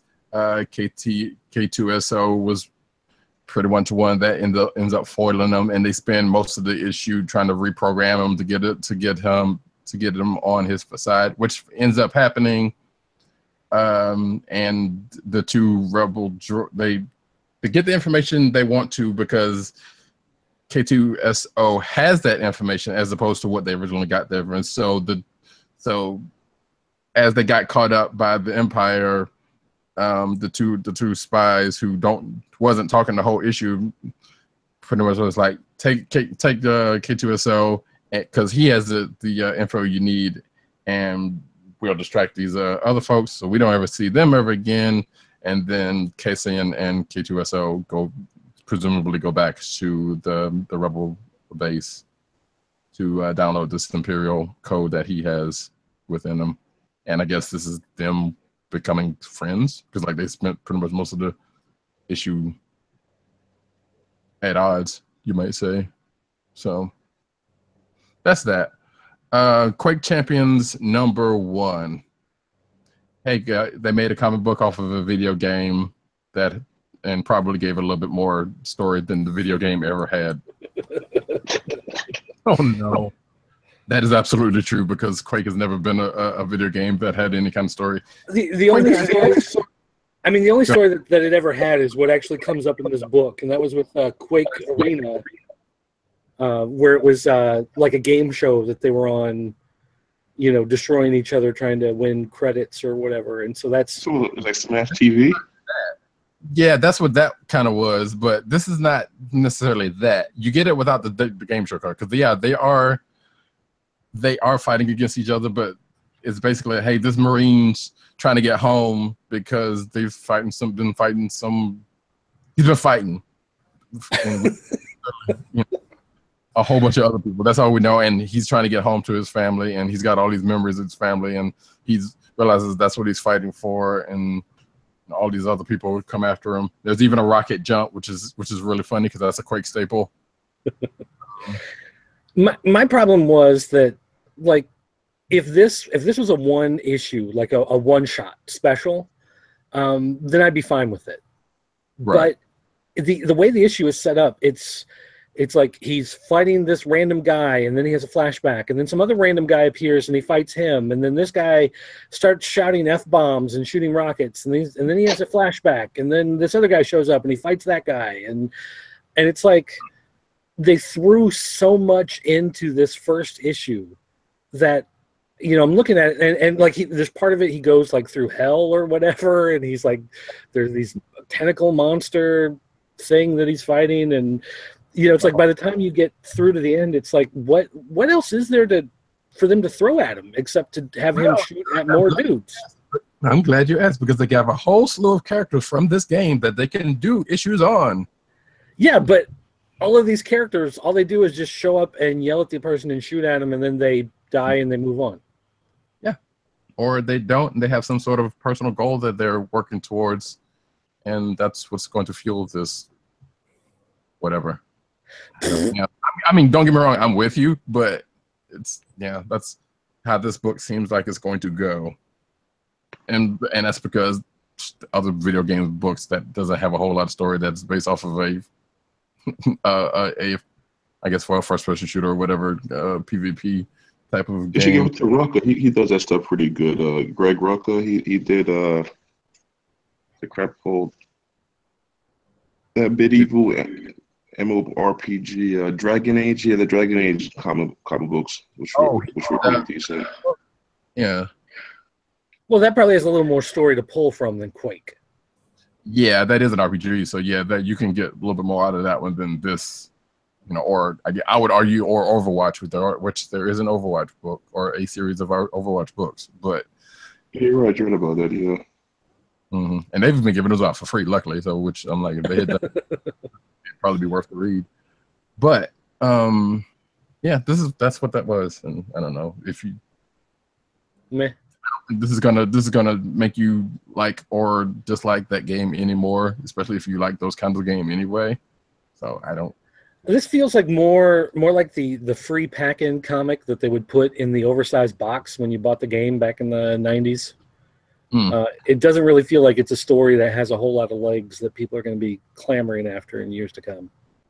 Yeah, but Twitch, that seems to be a theme that's going on, and like I said, this is not the only video game to comic book that's out there. So yeah, not even the only one this week. Basically, yeah. Because Centipede #2 also came out this week, but I gave up. Centipede comic book now? Yeah, and Quest also. The Sword Quest is pretty good. Centipede, I read the first issue and I was like, no, I'm done with this. Yeah. What the heck? That's the second Sword Quest book. I totally forgot about that. But yeah, that's been all right. So yeah, there's that. But speaking of properties to comic books, clue #3. Is it a Clue comic now too? Welcome to our world. Yeah, no, right? Monopoly next? Don't give them any more ideas. They probably already had. Or Jenga? You know that one. Hey, they were talking about a movie for that. So. Oh Lord. I mean, they had a movie for Ouija. What do you know? How low could you go? Anyway, not this book, because I know, Dirt, you've been kind of reading this book, but you didn't get to read this one, so I won't give too much away. But there's more fourth wall breaking. There's more. There may be not necessarily a swerve, but a plot twist that happens, and a whole bunch to do about flowers. And not just Dr. Orchid. Huh. Yeah. Well, yeah, I do have a physical copy sitting here that I plan to get to. I had forgotten about issue 2 when it came out, so I've got to go back and read #2 before I can read 3. But actually, I've been getting the character covers that are. Yeah, I got that one. I got the first one, but I didn't get that one. So. Yeah, and issue 2 will start off that whole, like, we'll bring up partially about what the flowers, but then we get into what supposedly the flowers are supposed to be, and people are doing things. Yeah, it's interesting. And actually, not last. Excel number 3 from Lions Forge. Half the book is basically Excel trying to beat Savitar / Wendigo / the Demon Whirlwind, whatever the thing was from last issue. The old man that, as you see on the cover, was basically helping him, and the savior of it was pulling some hairs off of it and throwing it in the fire. Yeah, that's that. Then the old man has a heart attack. Excel tries to save them, but he probably erred in his judgment because he was out in the desert and he didn't know where the hospitals are, so he took him to LA, where the guy passed on, ascended, moved on. We don't know exactly, because it basically, as the character says, it's not like he died. It's like he went home or something like that. So then, he goes back to his normal life where his girlfriend, friends with benefit, we don't know who she is at the skate park with him, and they're talking. And then her dad's this rich dude who don't want her with him, so he's got somebody out there watching them, and apparently trying to plot and scheme more about that. And that's where the book ends. All right. Immortal Iron Fists number 2. Oh, I don't have which you probably don't have a cover no, for. I do. Yeah. So yeah, this is the Comixology originals that snuck out last week or week before last. I think it's like might be every 2 weeks. I'm not sure. And there's also a limited issue run. So after the events of, when was that? 2016, the Immortal Iron Fist that Kari Andrews wrote and drew. Yeah, there we go. That works. This takes place after that. So if you remember anything from that book, there was a young monk named Pei, which I thought was Pi, came from Kunlun, met up with Danny, and then a whole thing with she ends up getting the Iron Fist. So Danny's taken it upon himself to be her mentor, but he's not very good at it, because so he has her in school. She's in high school.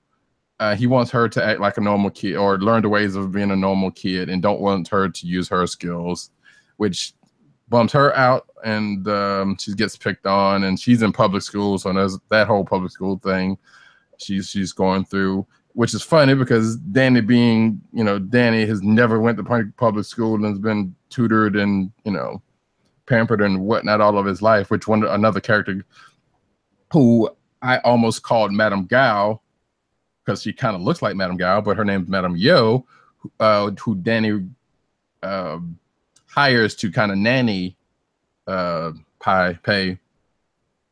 But Madame Yo started telling her, look, you got all this power and you're this and that and the other. You need to actually, yeah, I know what Danny told you, but you need to be you. So go out here and do what you think. So she gets this mask, and Pei's kind of been beating up the bullies who were beating up her as she's masked. But then there's also this other sub thing where kids are being kidnapped for some unknown reason. And on the other side of this, Danny and the detective from that other series, Lo or Lee, I think it's Lee, is investigating some weirdness going on in Chinatown that ends up having to do with some scrolls. And it's almost like 13 Ghosts of Scooby-Doo, where apparently there's these 10 scrolls, each one more powerful than the next, that somehow some people get a hold of and turns them into demons. Like in the first issue, there was this guy that was who owned this restaurant, and he was turning people into pigs and chopping them up and putting them into food. So Danny and the detective took care of that, figured out what was going on. Now in this one, there's another scroll where people were turning into frogs, and they end up running into Pi out on the street, who tries to help them out, but Danny's like, no, be a kid, and don't help him out, which again bums her out, because she has things to offer, being from Kunlun and knowing some things about what's going on. But like I said, Danny's not trying to have it. But so things end up happening on that front. The like I said, the issue's all right, and I'm not sure where this is going. And it's only like I think it's probably only 5 or 6 issues, so it's going to come to a head at some point. And there's some big evil that they're trying to circumvent by trying to find all these scrolls before this person ends up. I'm thinking that might have something to do with this Madame Yo person, strangely enough, but we don't know that yet. And yeah, that's basically the gist of what's going on so far. And that's it for me. Okay. All right. For the sake of time, you got some, Dave? Just a couple, because Tim already took care of Generations Phoenix and Jean Grey. Defenders number 4. Hey, Bendis tied this into the Spider-Man book. And Ms. Marvel number 21. Even as a story that continues several threads, it is remarkably new reader friendly because G. Willow Wilson does a good job of filling in knowledge gaps for the reader. And that's rapid fire from me. Well, that was rapid fire. Nice. Let's see here. All right. WWE SummerSlam 2017. Oh, yeah. And actually, Macho Man's in this, so that fits. But this is actually kind of disappointing with the way the WWE series has been going. It's been all about filling in backstory and giving you behind-the-scenes stuff, and this really doesn't live up to that. You've got the story of Macho King versus Dusty Rhodes at SummerSlam, but it's really all about these fans, and one of the fans is a fan of Macho King, but he eventually comes around to the good side of Dusty Rhodes because he represents the common man. And you get a recap of the feud between Mankind and Undertaker, which culminates in the swerve where Paul Bearer turns against Undertaker to side with Mankind, and it just recaps the story, really. So you don't really get a whole lot of new information or anything like that. It's just kind of there to remind you of the better storylines that they used to have back in the day, as opposed to what's on TV now. And then there's a continuation of the ongoing story with the New Day. So you get a couple pages of that. So honestly, there's really not a whole lot to it. And the fact that they charge so much more because it's a special, it's really kind of painful, actually. Not recommended. And then the last thing I've got here is Old Man Logan 27. Basically, the Maestro has reappeared, and he's got a whole bunch of his Hulks, and they're chasing down Logan, and basically the Maestro wants to set off World War III on Earth to destroy all the humans, so it's easier for him to take over and not have Logan interfere with the way he does in the alternate timeline. But you find out that this Maestro may not actually be the same Maestro. It might be him from an earlier period in time, but it might actually not. And we say earlier period in time, but earlier period of time in the future in an alternate history. But all these Hulks are actually Hulks from different timelines and different periods in history. So basically, he's apparently been traveling around wherever he came from, going to different timelines, different parallel universes, different eras, and grabbing these Hulk offsprings and rebuilding his army. And so that's who Logan is facing. The one thing, though, is at the end, Logan is reunited with Hawkeye. And if you remember the original story from Mark Millar way back when the Old Man Logan thing first started, it was all about Logan and Hawkeye in this desolate wasteland world in the future. So it's the old team is getting back together, even though Logan's getting way too old for this. But anyway, it's still an interesting read. It's a lot of fun. I've been surprised that Ed Brisson's been able to keep the story interesting. I thought for sure after Jeff Lemire left, I would lose all interest in this, but I have not. So that's a credit to him. And that is all I got for this week. Clicks of the week. Clicks of the week. Here are the... Oh, that's it. Done. There it is. Pretty much. Number one. I had a good time reading Amazing Spider-Man number 31, and it would have been my click of the week, but I'm going to side with PCN_dirt on this one. Mr. Miracle #1. It was pretty effective at setting up a very good story, I think. We're 3 for 3. Oh, that's you too, huh? Yeah. Y'all would do this to me. I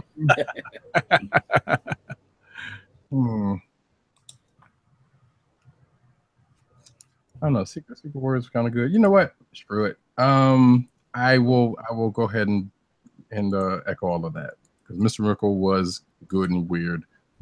Shout out to Secret Warriors, but yeah, we'll let that ride. Clean sweep. There you go. It might be the first. King. I can remember the last time we swept, if Vision. ever. Yes, Vision. Tom King. There you go. Alrighty. Well, that said, time for me to make my exit. Yep. You got anything you wanna holler out about before you roll? I'm working on an interview for something for a site. Hopefully by next week it'll be ready. Should be fun. So stay on the lookout for that. Sounds good. Alrighty. All right. Take it easy. All right. And on that note, I'm pulling up an ad now for Busted Tees. This episode of the KLIQ Nation's Comic Chronicles is sponsored by Busted Tees, your home for funny, awesome, cool t-shirts that are sure to get your friends' attention. Busted Tees puts many of their popular shirt designs on sale each week. Choose from several eye-catching t-shirts inspired by pop culture, cleverly themed t-shirts inspired by movies, video games, TV shows, comic books, and geek culture. All that and more are on sale. To help keep our podcast free, order from Busted Tees by going to cspn.us. That's cspn.us. Then click on the Keep Our Podcast Free link. Click on the Busted Tees banner and then shop for awesome t-shirts. Busted Tees through cspn.us. Do it today. And as we go into the cinematic news, which I did not get a chance to finish clicking on, but we're gonna run this down just like this, like we normally do. And that ain't what I was trying to do. And we also got the rapid fire tip too, because we've been on this for a while. yeah. Actually, there was shout out to Matt Wayne 97 who showed up in the YouTube chat, and also Zoned Out Media who had a comment that we may bring up in a minute. I'm not sure because that's wasn't really talking about anything about that, but nevertheless. Agents of S.H.I.E.L.D. the Kree may return for season 5. And actually also on that note, oh yeah, so I'll go ahead and cap these other two off together since we're at it. Agents of S.H.I.E.L.D. cast a major mystery character for season 5. Actor Jeff Ward is coming on board. We don't know as what at this point, but yeah, there you go. Dude that plays Coulson, whose name's for some reason I'm beginning to say he's going to knock your socks off. But yes, Agents of S.H.I.E.L.D. to return much sooner than expected. So we were thinking it was going to be January of next year. As it turns out, it's going to be soonish. Sooner? Because, I mean, it makes sense because Inhumans is about to start in September, and I think it's only 8 episodes. Okay, Doug, we see you. Yeah, but you're broadcasting your screen showing the chat window. Oh, am I? Oh. Yeah. So we see PCN_ doubly. Well, shit. Thank you. There we go. I was like, what are you doing? Okay. Anyway. Yes. So, I was really confused because I saw my screen on the screen, but I was like, wait a minute, that's not my screen. That is my screen, but that's not my desktop. Like, I don't understand. Well, it's not the first time I've done that lately, so I don't know what's going on. Anyway.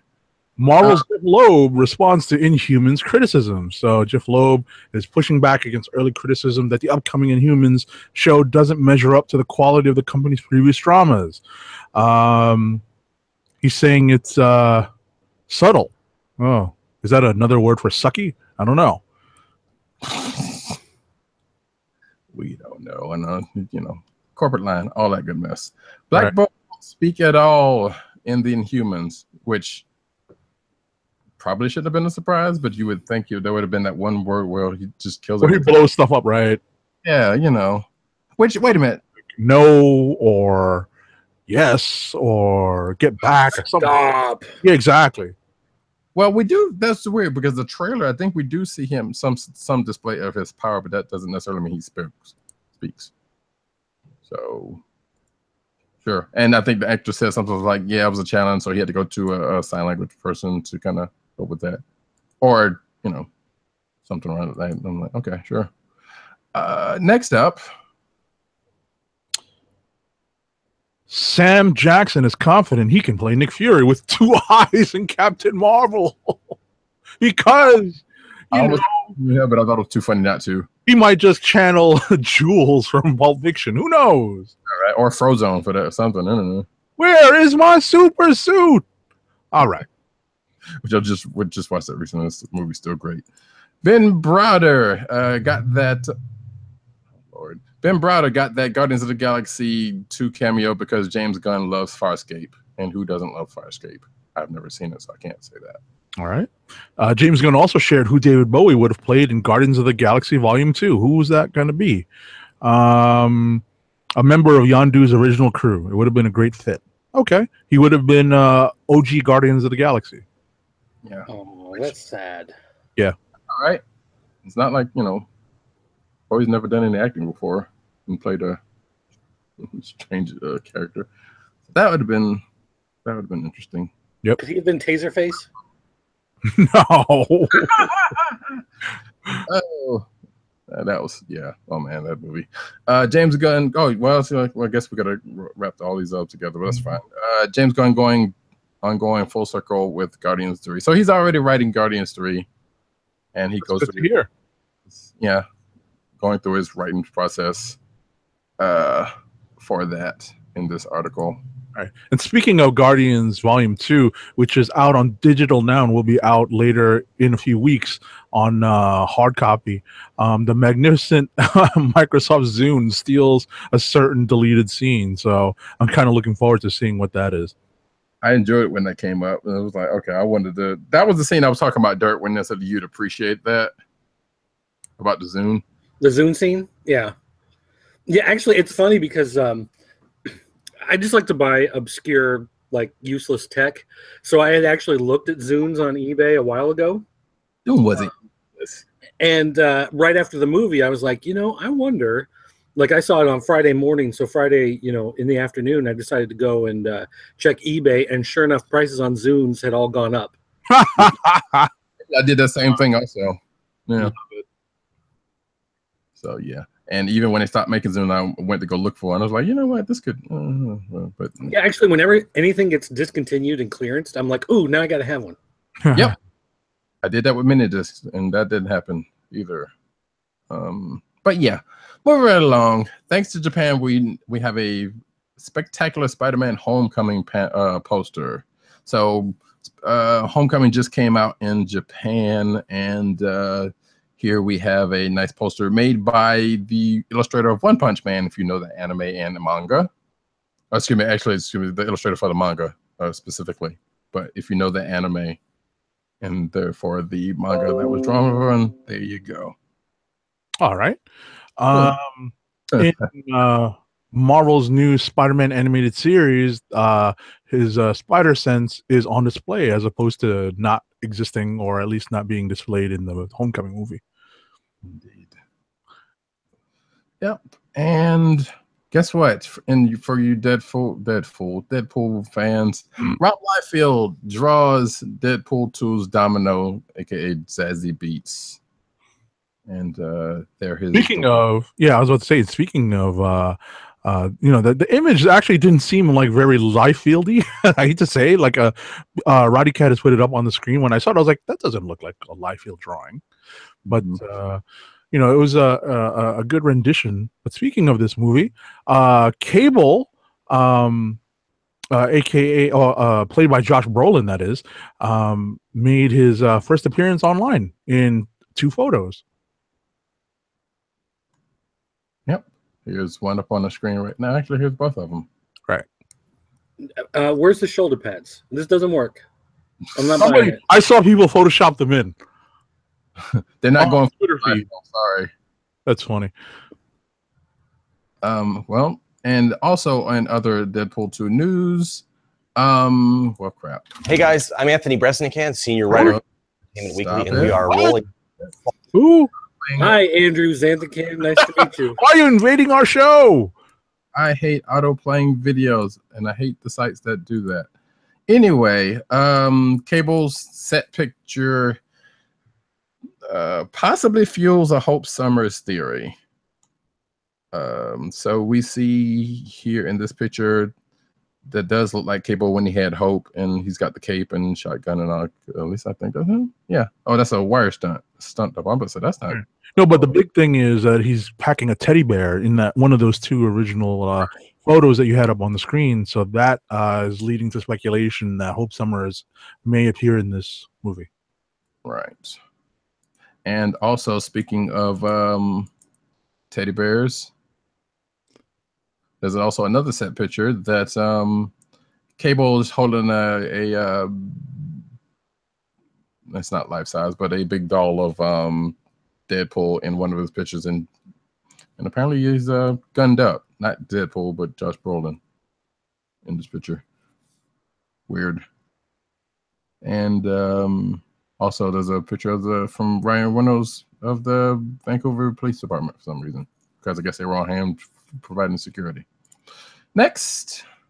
So the Fantastic Four comic was reportedly canceled over movie rights dispute, and believe it or not, we all suspected this. And even though Marvel poo-pooed all the fan theories, none other than Jonathan Hickman, one of the last writers of the Fantastic Four series, came out and said, "Yeah, that's what happened." So I think I'm gonna take Hickman's word for it. I mean, yeah, he would be in the know on that stuff, and he also doesn't work for Marvel anymore, so he has nothing from them saying anything about him saying that. So more than likely what we all thought was probably the case is probably the case. Charlie Cox wants Black Widow to be on Daredevil because, hey, guess what? It was in canon. So why not? Yeah. Speaking of Netflix and the Marvel Cinematic Universe in the movie theaters, Jeremy Renner is interested in Hawkeye as a Netflix series, but says it's not currently on the table. Oh, goddamn. I'm freaking playing freaking. Yeah, we may have to phase out going to these web pages. Well, I'll try to get to there earlier so that won't be a problem. But guess what? In bigger Netflix news, Disney announces plans to launch new streaming service, just like other people are launching streaming services. This one, oh, and guess what? All of the Marvel stuff, with the exception of the Netflix shows, are leaving Netflix because of this. So yeah, it doesn't say when this is coming, but it's 2019. 2019 is that? Yeah, we sure. So there's another year or so of Marvel and Disney content that's probably going to hit Netflix, but it'll all come off rather quickly. If you're on Netflix now, it is kind of surprising to see so many recent Disney movies, live action and animated, populating the new the tray for the new stuff in the Netflix screen. So yeah, also get it while it lasts. Yeah, Disney also bought a stake in BAMTech, the company behind Major League Baseball streaming. So I guess they're serious about what they're trying to do. All right, so the Flashpoint movie is rumored to include Wonder Woman's Gal Gadot. They likened it to Tony Stark being all over the MCU, which. So she'll be the connective tissue. Okay. That's what it sounded like, but hey, we'll see. We will see. Let's see where we're at. Kiersey Clemons not involved in Justice League reshoots. Teases sick introduction for Iris West. Okay. Okay. So the Justice League, the New Frontier film, animated film, gets a special edition reissue. Nice. Yep. Release date hasn't been announced, but yeah, it's going to be a whole thing. So that movie wasn't bad. I enjoyed it. All right. Adam West's final Batman project, Batman vs. Two-Face, lands release date. It will arrive on August 17th on Blu-ray and DVD, and it features Adam West as Batman and William Shatner as Two-Face. Okay. The Shazam director teased a Superman fight in the movie with a joke script page. Okay. Uh-huh. Moving on. Oh, yeah. Thank you, President Bartlett. Speaking of joke news, Suicide Squad 2 loses director Jean-Colette Serra to Disney's Jungle Cruise. Actually, it's not a joke, but that actually happened. Yikes. But yeah. So now they got to find a new director. Legends of Tomorrow cast Spartacus actor as Julius Caesar. Okay. Wait, they've not the first time they've done that. So this is kind of funny that they keep going with that. Let's see. Arrow EP says season 7 is already in development, and they're already working on season 6. So go, All right. Arrow adds Black Panther actress for season 6. Sadell Noel is joining the cast of Arrow, playing an FBI agent named Samantha Watson. Which kind of weirdly reminds me of Stargate for some reason, but that's, sure. Smallville star stopped Clark Kent from donning Superman costume in series. We are talking about no other than Tom Welling from the Smallville series, who basically said that I know it kind of came off to me. It sounded like he never wanted to wear the suit, and that's why that never happened, except for at the end of the very last episode, and that was CG. But that's not necessarily what he's saying. So he's basically saying they would have cheapened it if they had done it any earlier and blah, blah, blah. Yakety. All right. Just published the other day, The Last Jedi movie rules the galaxy is the cover for Entertainment Weekly's fall movie preview. So these images were all over the internet, causing lots of speculation. Mm-hmm. But we still have to wait till December to find out what they all mean. Unless... yeah. Billy D. Williams gives simple, perfect advice to Donald Glover about playing Lando. And that advice is just be charming. All right, that's good. Star Wars Rebels writer walks back a claim that beloved fan theory is happening. Now, what this fan theory is? So there is a character on Star Wars Rebels and the Clone Wars named Captain Rex. He was one of the leading clones of the army. He ended up surviving Order 66 and going to be a nomad. He ends up in Rebels, helping out the Rebels. And the theory is, which is a long-standing one, that he ends up being the old rebel that shows up in Return of the Jedi at the Battle of Endor. If you remember the old gray-haired rebel dude, they're saying that might be him now. Okay. Since there was some stuff that got wiped out when Disney took over for took over the canon, this has kind of been something that said that could have happened, but apparently this artist kind of put it out there, but kind of walked it back. All right. Suggesting that could very well be the case, but he may have given up something that was, before it was time to. Klingon head ridges will finally be explained on Star Trek Discovery with science. Okay, I'm waiting with bated breath. Next on the news list is Mike Mignola hopes for a Hellboy cinematic universe. As our resident Hellboy fan, PCN_Dirt, what do you think about this? Woohoo! Sounds good. And speaking of Hellboy, which actually, and also in this article, we found out the name of the next movie, which is called The Rise of the, well, I just think we may have already known this, Rise of the Blood Queen, which actually, yeah, that came out this week, the name of it. But also in said news of this, Rod Perlman is not interested in Hellboy Rise of the Blood Queen cameo. PCN underscore, how do you feel about that? Yeah, I mean, that's his choice, whatever. All right. I believe his words are, when Hellboy freezes over, when asked on Twitter, sounds like. Oh. I think it's just one of those things where he moved on and he doesn't want to be like the guy who keeps coming back to the property, you know? Mm-hmm. Like his time is over. It's time for someone new, and he's just going to let them, you know, right. And let them have it. Like he's in his head, like he would do the next movie if it came to it, but he would be doing it for the fans, and he was kind of tired of being in the makeup in the suit anyway. You know, by his own words, I believe so. You know, hey, the time has come. But also, last but not least, in Hellboy news, at least I think it is, Hellboy reboots eyes Mila Jovovich for the villain. Okay. So, yeah. Wait, hold on. We have one for this. Yeah. There you go. Yeah, sure, that works. Which is kind of funny. Of like, okay, now they could cross it over with Resident Evil. Just bring it on over. Carl Urban in talks to join Judge Dredd live action TV show, and some people were like, "Sure, let that happen." I would watch that. Listen, I know people are supporters of that. But yeah, I love that movie. I actually bought that on 3D Blu-ray. That's one of the few 3Ds I have. Wow.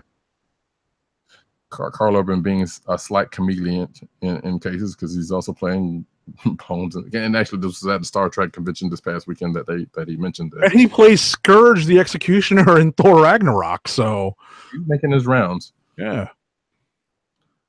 Next up, where are we? Actually, I want to make sure that's where we are. Yep, that's where we are. Second page. New spillover. Yep. Oh wow. Okay. You Got the Touch. An animated Transformers movie is on the way. So, thank God. So yes, the Bumblebee movie is still going on and still going to be live action. But there has also been confirmed that a new animated film is in development. It was rumored last week by Transformers World that Hasbro was doing this. No other news about it. Okay. Boom Studios and Stranger Things will be a part of the cinematic universe, of course. Okay. Yeah. So it's tied in. Sure. Oh, boo! Never mind. I take it back. That was a quick no from PCN underscore Dirt upon hearing that news. Indeed. All right, moving on. Boom Studios and Stranger Things director are adapting James Wan's comic Malignant Man for TV film. Film. Okay, film. Feature film. Okay. Wait.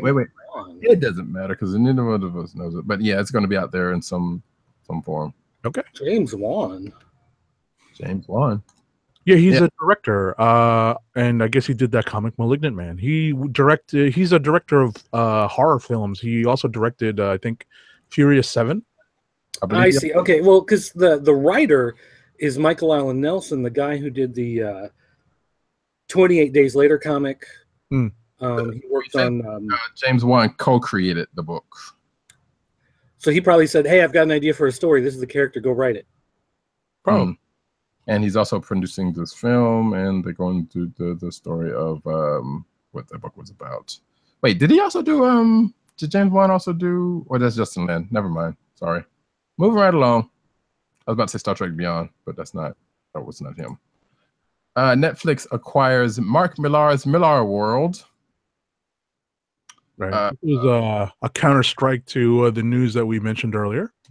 Yes. I guess worth noting, Kingsman and Kick-Ass have separate deals, so they are not a part of said deal. Speaking of Kingsman news, actually, I'll go ahead and throw this in here. New Kingsman, The Golden Circle footage showcases culture clashes and physical ones.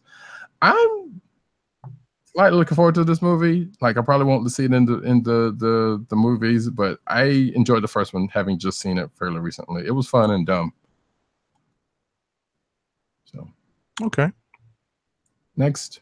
So an image that popped up, I believe today, was the Justice League movie will introduce a new Batplane, and holy aeronautics, Batman! It's a big plane called the Flying Fox, and you know, I guess if Batman's gonna have an AC-130 or a C-130 Hercules, there it is, or a helicarrier. So somewhat might possibly say. And actually, there's some news about that came from earlier this week that we'll get to in a minute. Before this came out, Black Lightning TV show has cast its major villain, Tobias Whale, which I think that has been rumored already anyway. Is going to be, I guess that's his Kingpin. Mm-hmm. Sure. There you go. Actually, excuse me. I guess that's his Tombstone. Let's go. Yeah. / Kingpin, but whatever. Same difference. Last but not least, in the cinematic news, go away, Sony. Riz Ahmed in early talks to join. You know what, Newsarama, you're just gonna act up, and that's fine. Sony's Venom. Yeah, he's going to join Sony's Venom. As what, we don't know. Could be Cletus Cassidy. Could sure. And that's it for cinematic news. Let us push on to back to the first page. To comic book news, and we start off with Toy Corner. Lego announces old school Voltron set, and I figured Dirk might like this one. Yeah, actually, I was really excited till I realized that is real, actual licensed Lego, which means it'll probably be about $9,000 for that set. Yeah, what's funny about that is, just very quickly, is that I'm not that big into Lego, but I've bought Lego for family members, children, and if you get the Marvel stuff, the DC stuff, it's a little pricier. But then when you think about how many Legos it's going to take to build this sucker, that's going to be expensive. It's going to be a couple $100s at the very least. Lego Maniacs Go.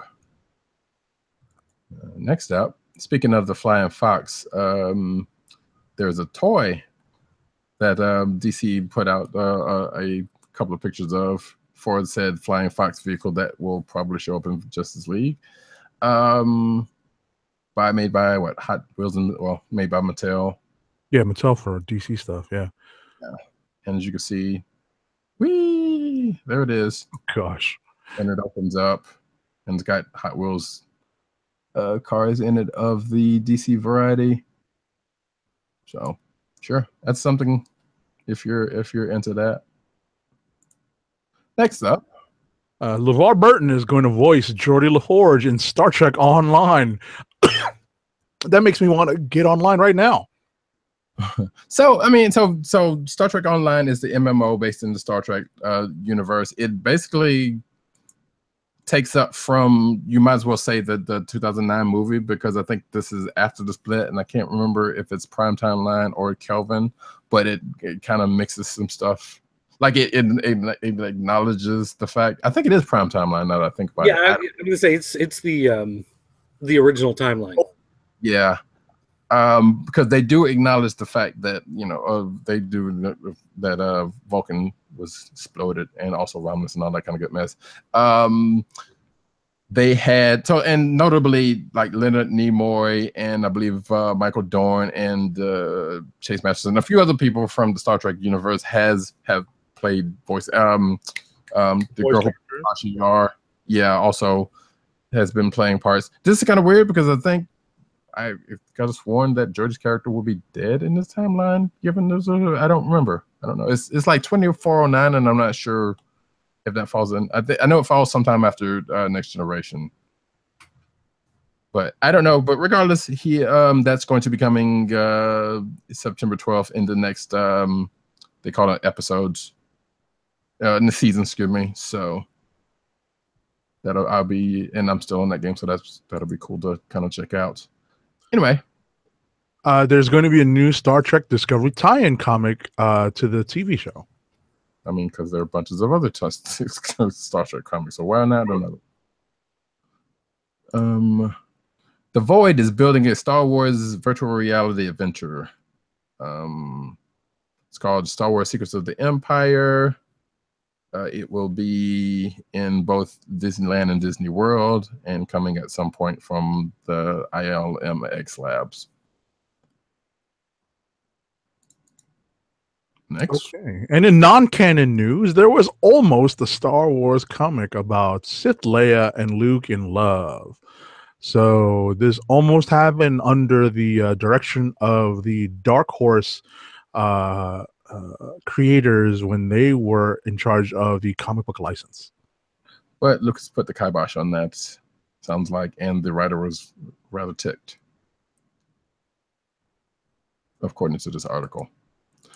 Next up, make sure that's actually it. Yes, DC is launching a new digital comic based on the Batman and Harley Quinn animated movie, which is out already, I think. Okay. Regardless, but yeah. The Green Lanterns in the comic books just introduced the first ever Kryptonian Green Lantern, which granted was last week, but we didn't get around to talking about that. So, okay. Neela Magruder's award-winning MFK comes to Insight Comics. Neela Magruder is actually probably technically considered the first woman of color, black woman or otherwise, I guess, to write a book for Marvel Comics. I know Roxane Gay has been given that honor because she was writing World of Wakanda, but her book came before and it was a digital comic, so iffy. But like she's her own thing is coming out. It was a webcomic in 2012. It had a nice following. It will come to shelves September 26th for 128 pages. So go check that out if you know of her work. DC's Writers Workshop class of 2017 has been announced. So the members of the 2017 class are Sonia Anwar of 1001. I guess these creators, these are their most recent or recognized works. Yeah. Okay. This is weird because I've always wondered how this works. I've thought this was a thing for like people who weren't already interested, and all these people are. Now maybe there's some people that aren't, and because I know they also have the artist workshop right, to go along with this. But like I would be curious to see how to get into this thing if there's a way to do that. Anyway, congrats to all of them. So their works will be coming out in the DC New Talent Showcase in November. And last but not least, yes. So, do you like King Kong? Do you like Planet of the Apes? Well, guess what? There's going to be a tie-in comic miniseries with both of the two. There's some thinly created logic right there. It's pretty thin. Well, I mean, there's not the first time there's been thinly created logic for both. And that is the news. All right. I was about to say, in the interest of brevity, I'm just going to show very quickly the Simonson artist edition that I got real quick. This is just the cover. It is the second artist edition from Simonson's Thor run. It's the return of Beta Ray Bill. This thing is huge. It is awesome. We did have preview copies of this, but it still pales in comparison to the actual full-size reproduced art. And if I could just find an awesome splash page, I would totally, open to this in to Thor's fight against Jormungandr. Masterfully drawn by Walt Simonson. So this is one cool thing that I picked up this week. Finally came in. And Radhika, you had something? I did, real quick. And actually, I want to shout out to the YouTube chat because apparently our friend of the show, Matt Wang, and a Zoned Out Media was having a conversation about Disney, which I meant to bring up earlier with the Disney Netflix stuff, about what Disney would be doing with outsourcing art and all kind of stuff. Looks like and looks to be an interesting conversation. But anyway, and I forgot to mention that a little earlier, so my apologies on that. But yeah, so first we have Darkwing Duck Pop that I just bought from the show. Cool. Almost bought Negaduck, but I opted not to. But maybe next week. And then, real briefly, we didn't talk about this on the show, but Geek Fuel, but we talked about out the scenes. There's this Geek Fuel, which is a new box that's coming out. This is the first box from it. I don't know the website information, but this is me briefly opening in this real quick. So you got this, comes in a nice little opening. You got this Spider-Man Geek issue book, which looks like a catalog apparently. Let's see. You also have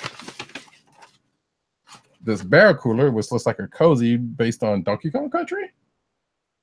Okay. Let's say yes. You also have this Street Fighter Kid Robot vinyl figure. That's Ken. There's a whole bunch of those in the back of there. There is a T-shirt.